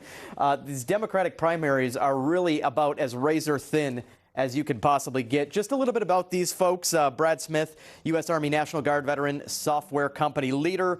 Amanda Bell, on the other hand, describes herself as a farm girl turned federal worker. She's a former water scientist. So we'll keep an eye on what might shake out there in terms of that. One other one I want to touch on is because our own Alex Loroff spoke with Congressman Brian Stile at Tom Tiffany's watch party this evening. Well, there is a Democratic primary, a fairly crowded one, to take him on potentially this fall. And who will be topping that? Now, this was once a race that had, oh, well, there we go. Projected winner right there. Mitchell Berman is the projected winner to take on Brian Stile this fall. A little bit about him. Nurse in Racine County, spent more than a decade working in the VA, campaigning on lowering costs for working families and protecting programs that feed kids. So this one, unlike some of the other Democratic primaries for congressional districts that we've been keeping an eye on tonight, not terribly tight. But as you may remember, for folks in Milwaukee here, Milwaukee Alder Peter Bergelis, he announced a bid for this seat in April, despite not living in the district, ended up dropping out in mid-July and endorsing Berman. So just a little bit of context there for those living in the Milwaukee area as well, just outside the district. And that's what we're watching at this hour, Jason and Courtney. Anthony, quickly to make you kind of work here on the spot, I don't know if you're able to get back to the gubernatorial primary for the Democrats, as it is a razor-thin majority right now. Can you get into Dane County just to see how many votes are in from Dane County and how that's looking so far in Dane County specifically? Well, let's take a look. So, yes, very, very tight. Obviously, Francesca Hong there, her home county, and what is it going to give us? Yeah, she's picked up there 63,000 votes. David Crowley about 10,000 less. So that's kind of what we're looking at there. No surprise that she is leading in that county. Interestingly, as we just heard from Kelda Roys a few moments ago, obviously her home county as well, picking up 10% of the votes there. So Hong clearly dominating in her home county, Jason. Should we check Milwaukee County also? You want to check Crowley? Yeah, since Crowley's hometown. We can bounce around. That's Equal what the big opportunity. board is for, right? Let's go back and do a little reset here. And this will be a math question for all of us tomorrow, yeah, right. as we watch, you know, a lot of those absentee ballots that had come in too, and kind of parse out, had certain ballots not been filed early for certain candidates who had since left the race, whether or not that margin impacts the final results once we get them at some point tonight. Oh, that's tight in Milwaukee County. Yeah, looking rough math here, about a difference of 2,000 votes, give or take. So yeah, very close in David Crowley's home county, where he is Milwaukee County executive. So interesting. And it is for some historical context, though. You have to realize and remember that, you know, Milwaukee does have a history of socialism. Obviously, in the state assembly, you've got Darren Madison, Ryan Clancy, two representatives who make up half of the Socialist caucus within the assembly hail from Milwaukee. So clearly, you know, the socialist roots that are entrenched in Milwaukee. And we can talk about the history of that later if you'd like. Certainly kind of proving ground there in Milwaukee. So something we'll keep an eye on, but some more numbers trickling in. So maybe a few more notching up for Crowley there in his home county. But we'll keep an eye on that, guys. All right. Checking back with you later. Thank you, Anthony. That's all coming up on a 9-hour-long Anthony D'Abruzzi special here on Spectrum News 1. We're just going to let him roll. Yeah, set the TiVo for that. I believe we are checking in with Anthony Chergosky after a quick break here on Spectrum News 1. We'll break down those numbers and have an updated look at the Democratic race statewide.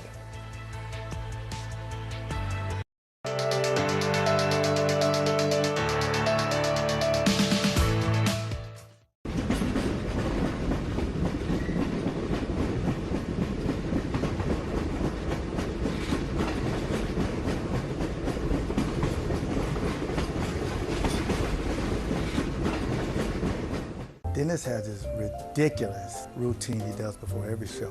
Before I go in the studio, I have to be mentally and physically and even spiritually ready for anything that Gary and Leroy might throw at me. You look at those 10. That's the got more color. Do you start to speak it? He paces uncontrollably back and forth. He is channeling his inner self to deal with Leroy now when we come in. It's taped. Why are you pacing? The Roundtable, Monday and Thursday nights at 7 on Spectrum News 1. Your entertainment the way you want it. With Spectrum TV, all these streaming apps are included at no extra cost. So you can watch anything. Movies, series, we'd like the first part. Sports, reality, news. Here's a look at today's top stories. Exclusive originals, and even more of your favorites with live TV. Stream across your devices and enjoy anywhere. Get it all with Spectrum TV.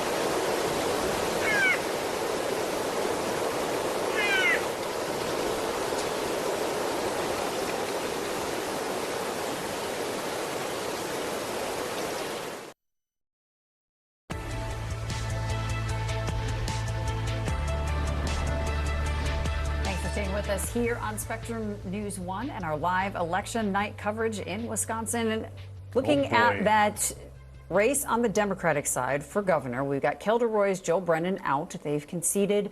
We have 76% of the vote in, still actually getting tighter between David Crowley and Francesca Hong. And we just had Anthony DeBruzzi break down those numbers. Interestingly enough, Hong with a big lead in Dane County, her home area, but Crowley maybe just 2,000 votes up in Milwaukee County over Still Hong. Hong's lead in Dane County within single digits out there, which is definitely closer than what polling had showed. So this is pretty fascinating to watch. It'll be really fun to kind of break down state by state, county by county. How this went when it's over. We're not going to do that in real time right now because we're waiting for these results, but that sounds like an Anthony DeBruzzi situation for tomorrow. Let's get back to UW La Crosse, Dr. Anthony Chergosky out there, professor of political science. And Dr. Chergosky, let's talk about the 3rd congressional district out in western Wisconsin where you are there.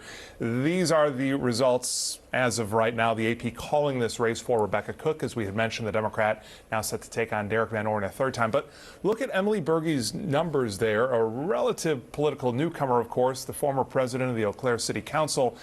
But Cook far outraised money, according to Berge's fundraising totals in there, had a lot higher name recognition, of course, as this is her 3rd time around. Is this a potential red flag for Cook's campaign moving forward, or are we reading too much into how well Berge had done facing those hurdles, of course, in that race? Yeah, Berge really ran a spirited campaign, and she was able to generate grassroots support among local Democrats. Now, you noted the 2 crucial advantages that Rebecca Cook had: name recognition and fundraising. Not only did Cook significantly outraise Berge, but Cook is outraising the significant majority of Democrats nationwide who are running for the House of Representatives. And the fact that Rebecca Cook ran for this district in 2022 and 2024 gave her excellent name recognition. So this was always going to be an uphill battle for Berge. Again, she ran a spirited campaign. She just wasn't able to make up that gap in money and name ID, both of which are absolutely crucial in primary elections. So when you look at November now in this race, Rebecca Cook was close 2 years ago, lost by 11,000 votes to incumbent Derek Van Orden. What is the climate now? You know, you have a different political atmosphere. Derek Van Orden, somewhat of a contentious candidate. Where do you see this moving? Will it be really tight? Does Cook blow this out of the water, given, you know, just what's happening right now in the U.S.? I thought Congressman Van Orden made some good points in his interview with Charlotte Scott, where he said that, look, congressional races in this area have been very close for multiple election cycles in a row. So we would expect that this one will be close as well. It will also be tremendously expensive because Cook is an excellent fundraiser and Congressman Van Orden himself will have all of the resources that he needs. Congressman Van Orden also made an interesting statement. He said that President Trump is on the ballot. Now, that's a risky thing for a Republican to say, but there is also some reward there because Congressman Van Orden needs to turn out loyal Trump supporters. And one problem that Republicans have run into is that there are a lot of voters who are excited to vote when Trump is on the ballot, but aren't so excited about voting when Trump is not on the ballot. So I can see Congressman Van Orden trying to reach out to those voters who really like Trump and aren't sure if they're going to actually vote in this November election. At the same time, we know that midterm elections are challenging for the president's party because of the tendency for voters to have a backlash to the president. And of course, we know the trend lines with Donald Trump's approval rating. So I think all of those signs point to a really close race and a race that could be absolutely pivotal in determining majority control at the House of Representatives. Now that the AP has called that race there in the 3rd congressional district for Cook, she can just kick back, relax, and kind of watch the results roll in the Democratic gubernatorial primary. And we know that Spectrum News 1 is on at that watch party right now, so she might be watching this. Is she secretly pulling for one of these Democratic gubernatorial candidates over the other right now? It's hard to say, Jason, because both Crowley and Hong have certain opportunities and challenges as they might try to win the general election, depending on which candidate wins the Democratic primary for governor. But regardless of if it's Crowley or Hong, we know that the top of the ballot influences everything all the way down the ballot. So the race for governor is going to influence every race down the ballot. So for Republicans like Derek Van Orden, there's a lot riding on Tom Tiffany's success in the race for governor. If Tom Tiffany does well in Derek Van Orden's district, that could be incredibly promising for Congressman Van Orden's reelection prospects. But if Democrats can do well in the race for governor here, then that's going to make this perhaps more challenging for Congressman Van Orden. So we've got to pay attention to Trump's approval rating, and we've got to pay attention to that race for governor when we're trying to make predictions about how this key congressional district might turn out. A lot of things can shift between now and November, of course. UW-La Crosse professor Anthony Chergosky, thank you so much. Two political insiders standing by, Mark Jefferson, Chuck Chvala. We'll check in with them on what they're watching in Wisconsin right now. That's next here on Spectrum News 1.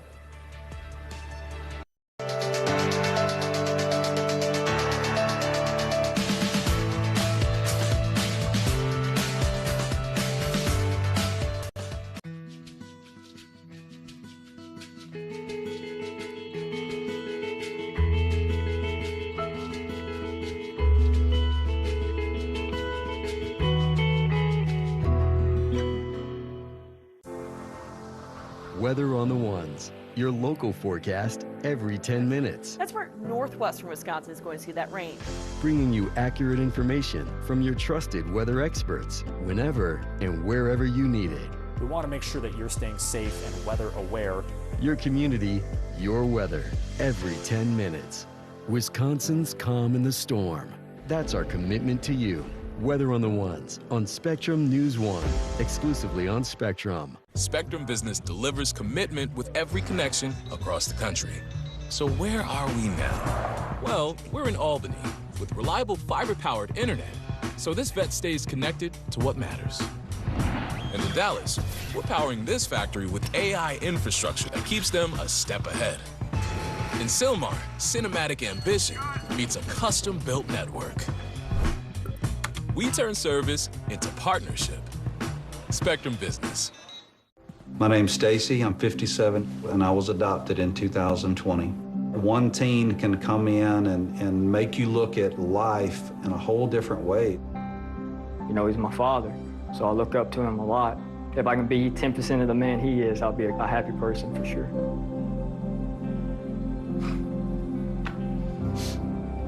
Learn about adopting a teen from foster care. You can't imagine the reward. Visit adoptuskids.org.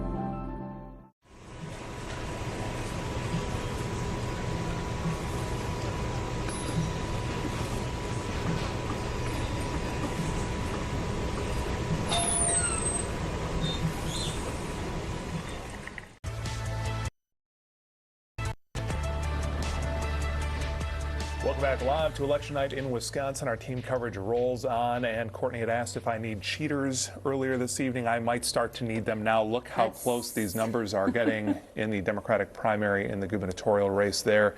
Just over 77% of the expected vote in now, according to the AP, and essentially a dead heat amongst the two top vote getters so far, David Crowley and Francesca Hong. So do not expect the AP to call this race at this point anytime soon, unless we get a massive dump of ballots in the next half hour or so. Yeah, we're hearing 300 votes separates them at this point. Let's bring in Executive Director Mark Jefferson and former Democratic State Senate Majority Leader Chuck Chvala. Gentlemen, thanks for joining us again. Chuck, are you surprised that this race is so close between Hong and Crowley, especially given that Crowley was out and then he was back in?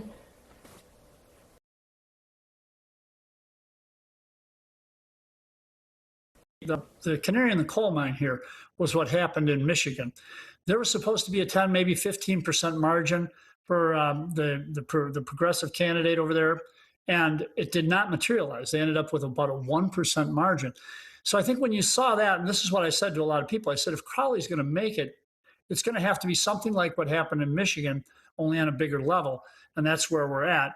And I think it's still very much in doubt, and I'm getting a lot of different people. I mean, Kalshi Markets, everything that's out there. But I do think that most people are surprised. Most people were planning on Francesca Hong being the nominee, and that could well still be the case.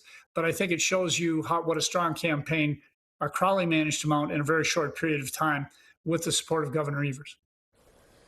Mark, let's get to this, as you have been someone who has been a part of a lot of winning campaigns out there and some losing campaigns as well. We won't dig into those as much.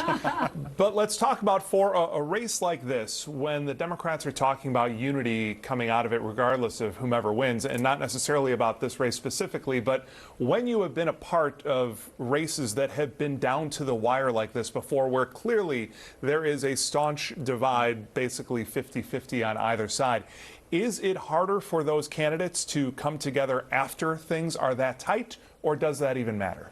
It certainly is harder initially.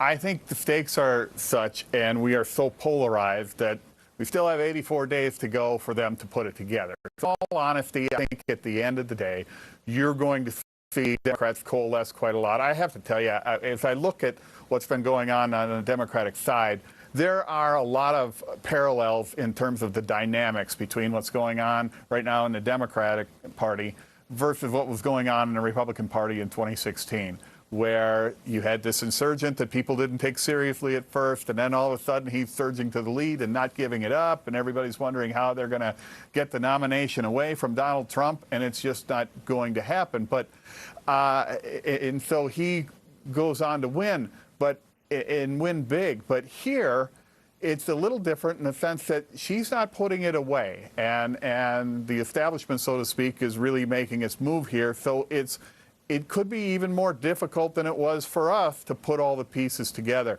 And I'm looking at the numbers, and I'm just astonished at how close it is in Madison. You would expect Hong to really blow out Crowley here. You'd expect Crowley to blow out Hong in Milwaukee, and you're not seeing it. It's like the people who know each of them best are where they're running the weakest. So I think that is an indication that there's some weakness going on the Democratic side of the aisle. Chuck, would you like to respond to that? Oh, yeah. I think what it shows is enormous enthusiasm on the part of Democrats. I think what you're going to see is the Democrats unite very quickly. The fact that Crowley could make up this much ground tells you that Democrats are really paying attention. I am surprised that he was able to make up this much ground. And the only way that that could happen was if there was a real intensive scrutiny by Democrats across the state. I can't tell you how many people are texting me today. I never get this kind of volume of people coming through. It's because everybody knows that the stakes are high. And I think they also know that Tom Tiffany, he's the worst of the worst. His district is a diehard ruby red Republican district. He's been wrong on abortion, wrong on tariffs, wrong on the war. I mean, you name it, he's been wrong on it. So I think Democrats know they have to win, and they're concerned about how do we get the best result. I also think that people do realize, again, Tom Tiffany will not be able to make this about the candidate on the Democratic side. It's going to be at the people of Wisconsin. And right now, I think what they're seeing is they very strongly want to make sure they have a right candidate on the ballot to win. Mark, quickly, when we talk about Democratic Socialists out there, of course, a lot of people say that that's a faction, a voice of the Democratic Party. Republicans have had certain factions or caucuses out there as well, like the Tea Party and Tea Party Republicans. Is that an accurate assessment of this, or is Democratic Socialism something more? Well, to a degree, it's accurate in the sense that you see a realignment going on between both parties. In 2016, when you saw it, and Trump and the anti-establishment wing jumping in and taking control of the party, Democrats were beside themselves saying, how can you allow this to happen? Why are you getting behind him? And a lot of us on our side were saying, just wait, your moment will come. Well, it's here now. And we've seen what the Democrats have done in response. They're moving further to the left. They're going with the Democratic Socialist agenda and all of the things that come with it. We've heard all of the things in the agenda that she has not disavowed, whether it's defunding the police, whether it's abolishing the Senate, whether it's opening the borders, all of these things that people just simply do not support. But this is where the energy of the Democratic Party is right now. So it's going to be a razor-tight race in November, no matter who the Democratic nominee is here. I still kind of give it a slight edge to Hong tonight based on what I'm seeing, but it clearly could go either way.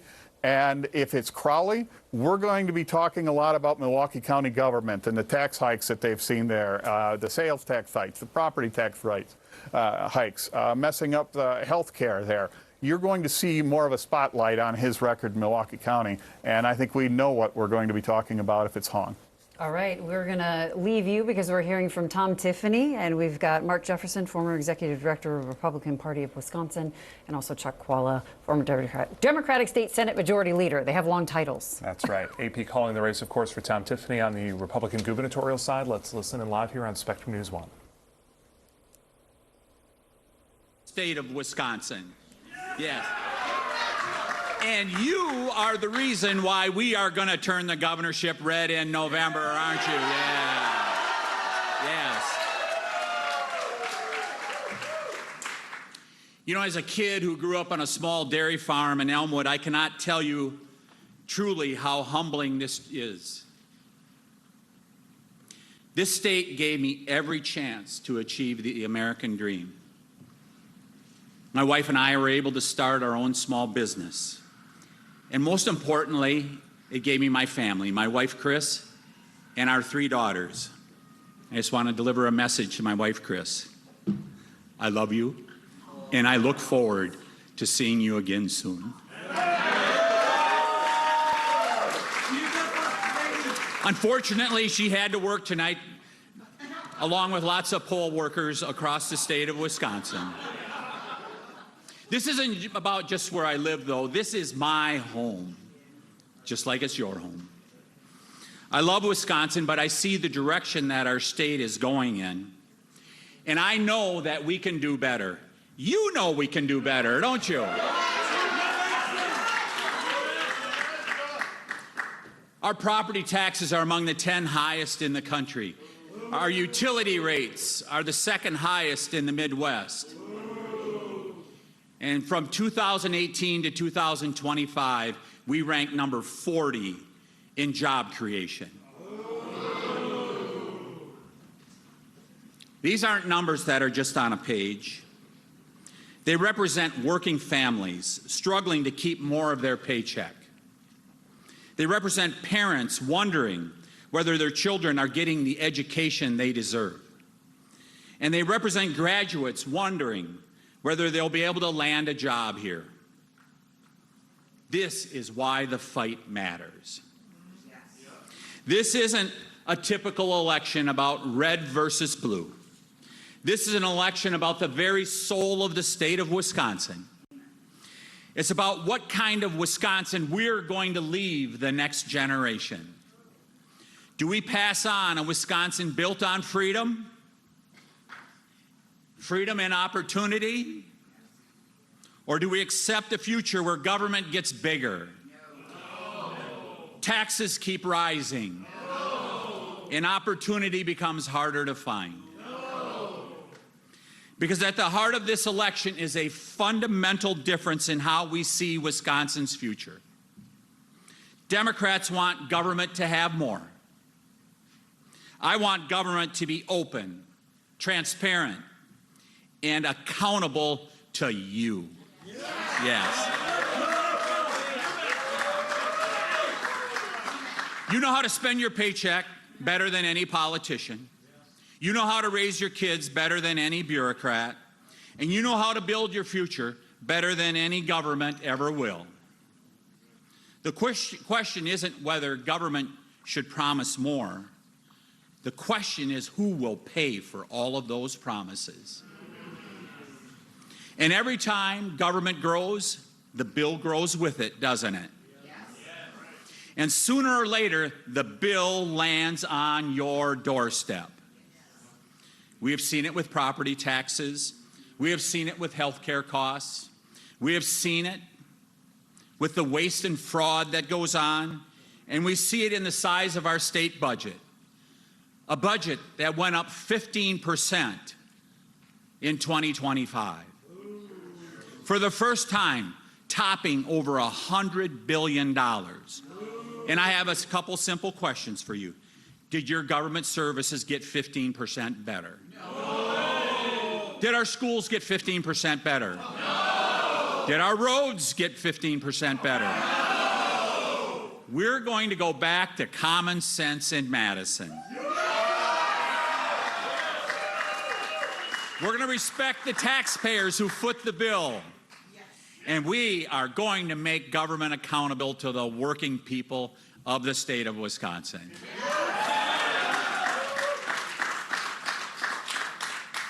And so if you're with me,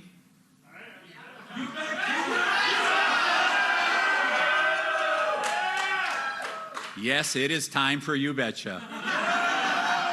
Are we going to end the 400-year property tax increase?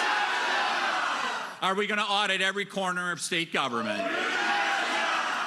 Are we going to protect our farmland from big data centers?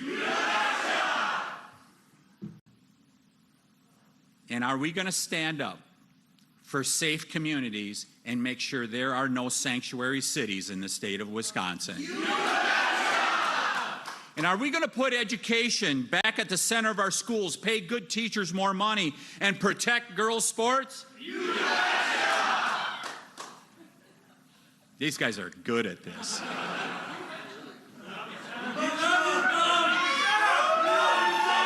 So,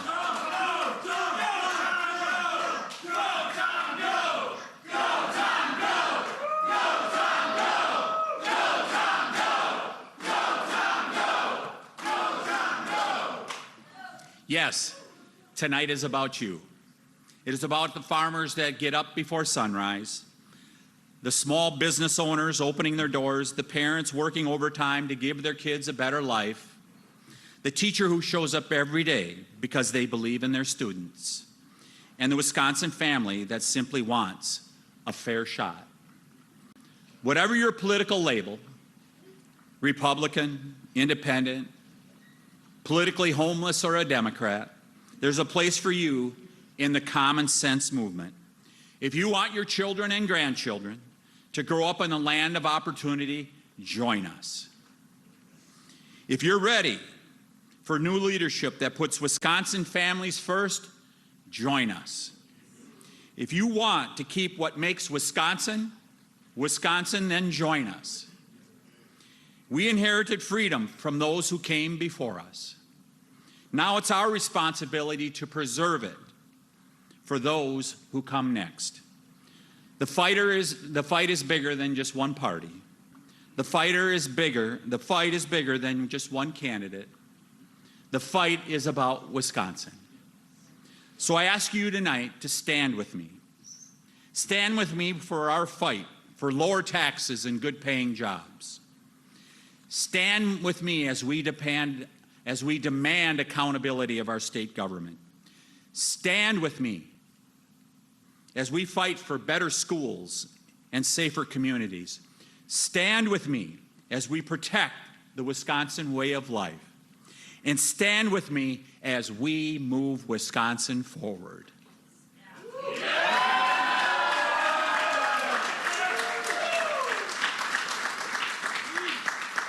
Because Wisconsin's best days are ahead of us, aren't they? They are ahead of us. If we stand together, work together, and believe in the people of this great state, there is nothing we cannot accomplish. We must fight. We must fight. We must fight for what we believe in as Wisconsinites. We must rise to meet the challenge. For our freedom, for our future, for Wisconsin. Yes.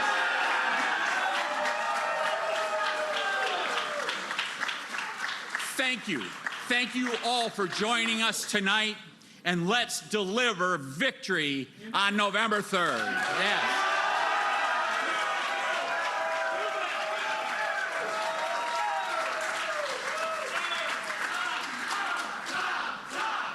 Projected Republican gubernatorial nominee Tom Tiffany there, not ironic, taking the podium there just after 10 o'clock as local news outlets across the state are carrying his speech live. And for a lot of Wisconsinites out there, even though the congressman has served the 7th District now for several years, this might be their first opportunity to hear from him in a message already moving to the middle there, talking about affordability, as we have been talking about through the course of the night, something that Democrats have tried to hold firm on as they move forward. But Tom Tiffany talking about it there, saying that we're spending more on things like roads and schools and things aren't getting better out there, and saying that he wants to spend more on teachers and teacher pay as well. So interesting to see what he chose to focus on in this first address since becoming the projected Republican nominee. It was very all-inclusive. He said there's room for everyone in what he called this common sense movement.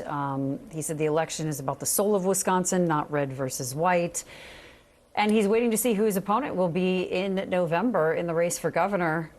Little bit of a movement in the numbers here. David Crowley back on top, but really not by much.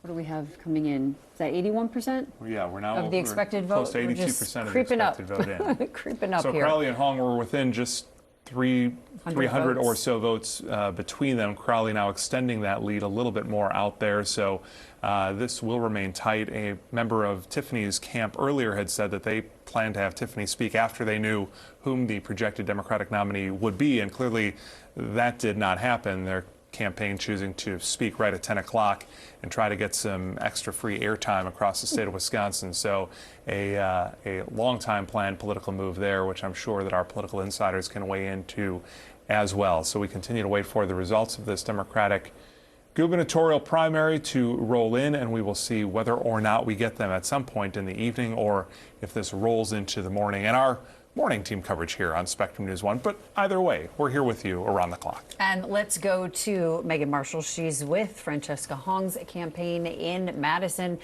checking in to see how folks are feeling there tonight. Hey, Megan. Hey, Courtney, Jason, the energy is still really high here at Francesca Hong's camp. A lot of people checking their phones, watching the big screen that you see behind me, watching those results roll in. You guys are talking a lot about as those votes come in. I mean, last check, just hundreds of votes separate these two to see who will be that next candidate to take on Tom Tiffany for governor of Wisconsin here. We do know that Francesca Hong is here. Her and her team are huddled in a back room watching those results roll in. We are expected to hear from her in just a little bit, but again, just awaiting the rest of those results to come in. So who knows if they'll be coming in sooner or later, like you and Jason mentioned, but awaiting them to come in here in Madison. Back to you guys. A lot of waiting tonight. Megan Marshall, thank you very much. Spectrum News 1's Allison Bruner with the Crowley camp. They are downtown Milwaukee right now, and I've gotten a lot of messages in from both Republican and Democratic viewers who reach out to me often on various stories, and each and every one of them surprised to see, they say, how well Crowley has done so far tonight and how tight the Democratic gubernatorial primary results are, at least at this point. Allison, how are they feeling there? Well, I can tell you that the room here is really filling up quickly. The energy is high. It's also getting really loud in here. Supporters here tell me that they feel optimistic. Minutes ago, the crowd roared as those latest results rolled in. But as you've been following, these results are changing by the minute. Right now, I want to bring in Jacqueline Jones. Thank you so much for your time. You are with Congresswoman Gwen Moore's office. I'm going to have you, Jacqueline, stand right over here if you can. Of course, Gwen Moore recently endorsing Crowley. How are you feeling tonight? I'm still encouraged to know that the numbers are going to change. I'm not going to give up until the fat lady sing, and she hasn't sang yet. They are very close. In your opinion, why does Crowley need to win tonight? Because he's the one for us. He's for the people, and I believe I've watched him in his political career, and I trust and believe that he's going to do a great job. And Jacqueline, just final thoughts tonight. Those numbers are very close. At last check, he was up by about 600 votes. Well, you know, sometimes the numbers are not proven until all votes are in. So it's not in yet. All right, Jacqueline, thank you for your time tonight. Thank you. Thank you. Again, the energy is very high here. We will keep you updated throughout the evening. But again, when I just checked the latest results, David Crowley was up by about 600 votes. Still extremely tight. Allison Bruner, thank you. So we went from the 300 vote spread to the 600 vote spread. We are keeping things very tight here on this Tuesday night, and we'll continue to see whether or not this rolls into Wednesday morning out there. Spectrum News 1 political anchor Anthony DeBruzzi standing over at the big board. He's watching the numbers roll in the gubernatorial primary and all the races across Wisconsin. Anthony, what do you have for us? Well, Jason, it's kind of interesting when we get real nerdy here to break this down and the trends that we're seeing, because I know going into this, a lot of folks were wondering, will Republicans cross over and vote for Hong to set up the best chances for Tom Tiffany in November?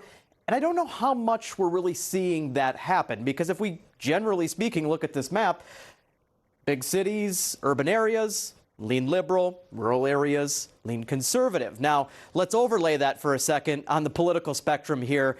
Francesca Hong would be left of David Crowley. David Crowley being a little more center-left than obviously Democratic Socialist, right? So let's look at the big cities, the urban areas, if you will. You have obviously Madison and Dane County down here.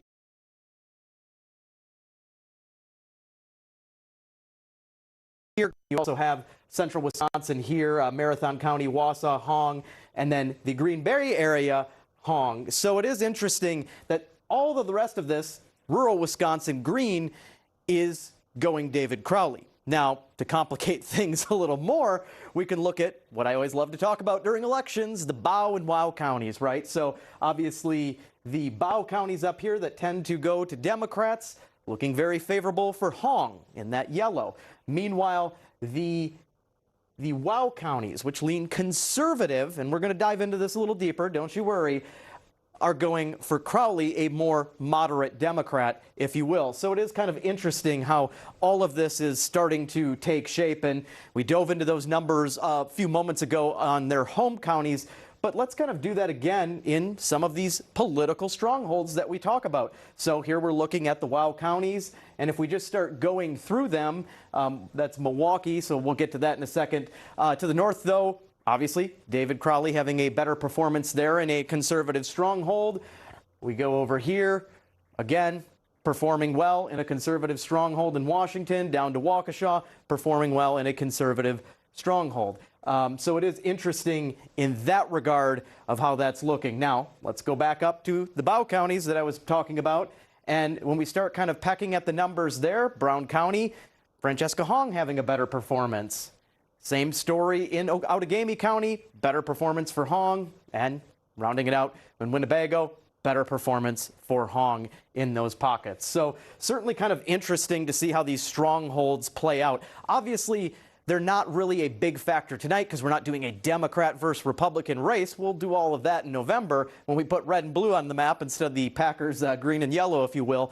But it is interesting how those strongholds are kind of coalescing behind candidates, or maybe their least objectionable choice, if you will. Right before we send things back to you, though, I know you love a check of this, the home counties for these candidates. So Hong in Dane County, you can see her performance there. Again, probably about the same as the last time we checked that, up by about 10,000 votes. Interesting to what Mark Jefferson noted earlier in some of these races where these candidates are kind of underperforming in their home counties. It's the opposite of what you'd expect. And look at, again, razor thin in Milwaukee County, where David Crowley is the county executive, about 0.4% difference there. So a lot to unpack here tonight as these numbers continue to roll in. Jason and Courtney. And Anthony said earlier tonight polls can be wrong, which had Hong up by double digits over Crowley leading into this. A lot of Wednesday morning quarterbacks across the state of Wisconsin and political scientists out there will have a lot to dissect as they dig through these numbers. That's a Wednesday problem. We continue to wait for the results of the Democratic gubernatorial primary right here on Spectrum News 1. Let's take a very quick break. We'll be back with you as our live team coverage rolls on here tonight on Spectrum News 1.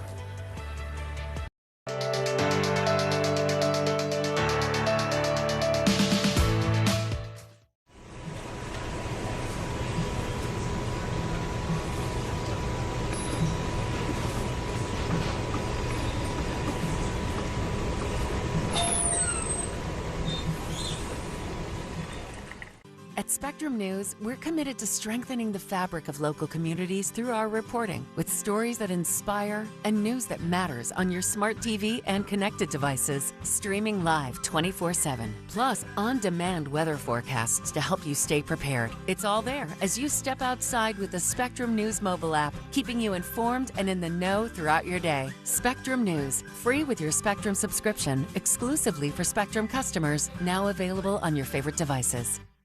What's Spectrum One? It's internet, Wi-Fi, and mobile working together as one. That means it's faster Wi-Fi on your phone. It's boosted speeds for streaming whatever, whenever. Let's go!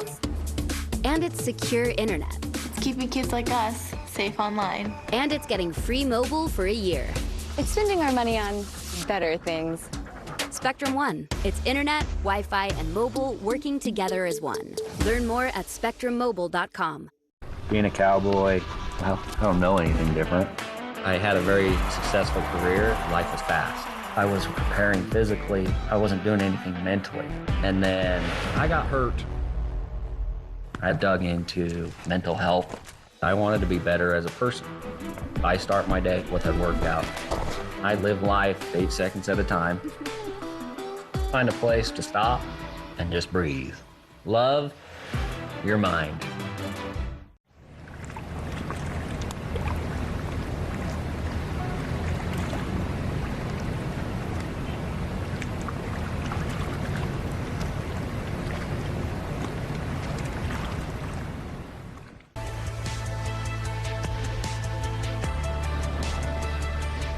Welcome back live to Spectrum News 1, election night coverage in Wisconsin. The breaking news is that we don't have breaking news for you at this point. 10:22, and we continue to wait for more results of the Democratic gubernatorial primary to roll in there.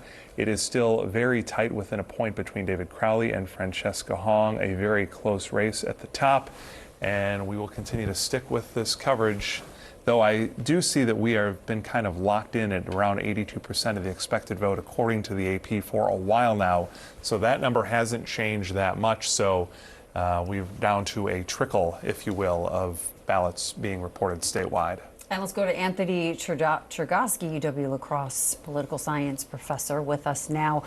The other Anthony broke down how those votes were playing out for Hong and Crowley. Is any of that surprising to you? The WOW counties, Crowley doing better, which is the more conservative area of the state, BOW counties, Hong, and how does that compare to what we've seen with other progressive candidates across the U.S., maybe most recently in Michigan? It's very interesting, Courtney, because we are seeing Hong, in my view, underperforming in Dane County. And that is such a crucial element of the Democratic Party coalition. We often see very high voter turnout in Dane County. We often see massive margins for the Democratic Party in Dane County. So it has really hurt Hong, I think, that she is not putting up more of a lead in Dane County, but also very interesting results in Milwaukee. And of course, we await more votes from there. But overall, I think tonight is astonishing in terms of how much David Crowley closed the gap. I mean, the polls, as we've been talking about tonight, had Hong with a significant lead. And instead, we have a nail biter on our hands. So, I mean, even if Crowley loses, this is still quite an achievement for him to revive his campaign and in a matter of weeks come darn close to winning this thing and perhaps even pulling out a win. Dr. Chergosky, you talked about this earlier with Crowley getting back in and having Governor Evers endorse him, of course, but you look at this wide field of Democratic candidates that had been in this race for the majority of the race, and you've seen the shakeup here and there. If you look at the numbers, it's not hard to do the math. Had one or two of these more, centrist, moderate Democrats possibly gotten out of the race earlier, et cetera, and those votes then went to Crowley, this probably isn't as close as it is right now. When we break this down Wednesday into Thursday and throughout the course of the rest of this week, depending on what happens at the top, does that define whether or not Crowley potentially wins in this race moving forward? As you've got an update there, and we're kind of back tied yet again. Absolutely, Jason. We looked there at the vote totals for Royce and Brennan, and combined, those vote totals could have absolutely put Crowley over the top had Royce, Brennan, or both of them dropped out and endorsed David Crowley. So I do think there's going to be a lot of talk about the fact that Royce and Brennan stayed in this campaign, even though they did not have a realistic chance of winning, not to mention the thousands of votes that were cast for Sarah Rodriguez and Mandela Barnes by those people who voted early and were unable to change their vote once it was cast. So as we take stock of these results, we don't know if Crowley or Hong won, but we do know that the other candidates on the ballot played a significant role in this election outcome, regardless of what that outcome might be. One of our panel members, Mark Jefferson, former executive director, Republican Party of Wisconsin, said that the Democratic Party seems to be more left now, in the term of progressive candidates. Would you agree with that statement? And if yes, what is pushing the party that way? I do. And I think Hong has been greatly assisted by the anti-establishment sentiment within the Democratic Party. There is certainly a viewpoint among the Democratic base that their national party leaders have let the party down, that the national party leaders should never have lost to Donald Trump once, let alone twice. So we've seen a lot of pushback from the base of the Democratic Party, particularly that progressive base, against party leadership. And Hong tapped into it brilliantly by setting herself apart from the more traditional or centrist Democrats in the field. It helped her stand out when her opponents were really struggling to emerge from the field. When we talk about what we're seeing so far on the number side of things, when we talk about those votes that could have potentially gone to Crowley, it's all in the ether, it's all projected out there. Let's also talk, too, about what could have potentially helped Hong to, kind of accelerate her campaign out there. She did not get an endorsement from AOC. She did not get an endorsement from Senator Bernie Sanders. Would those endorsements have helped her to, accelerate her campaign, or does she already have the support that those endorsements would have gotten her anyway? I think those endorsements would have been huge for her. Now, I don't think a Bernie or an AOC endorsement would have massively added to her vote total. But if she loses by a very small margin, we could look back at this campaign and play the what if game about a Bernie Sanders endorsement or an Alexandria Ocasio-Cortez endorsement and what that might have done for Hong. So there's a lot of talk right now in political circles about why those key figures in the progressive and democratic socialist movement did not endorse Hong. There's a lot of speculation about their potential motivations. But yeah, I do think it is interesting to note that some national progressives have not been enthusiastic about getting behind Hong, though that may change as she potentially becomes the Democratic Party nominee. Professor Anthony Chergosky, thank you. We'll be back. Well, as we talk about potential nominee, of course, let's also check out these numbers right here, right now. And as you can see, neck and neck with 83% of the expected vote in Francesca Hong. But Francesca Hong now has gone ahead by, about 300 votes? Yeah, she is technically in the lead, according to this, by 261 votes. The difference there at the top of your screen. Still at 83%. So, and as we continue to kind of get updated vote totals very slowly right now, this could be a long night and again an early morning for all of us across the state of Wisconsin as we continue to wait for these results. I do believe we're checking in now with the former Republican Party of Wisconsin Executive Director Mark Jefferson and former Democrat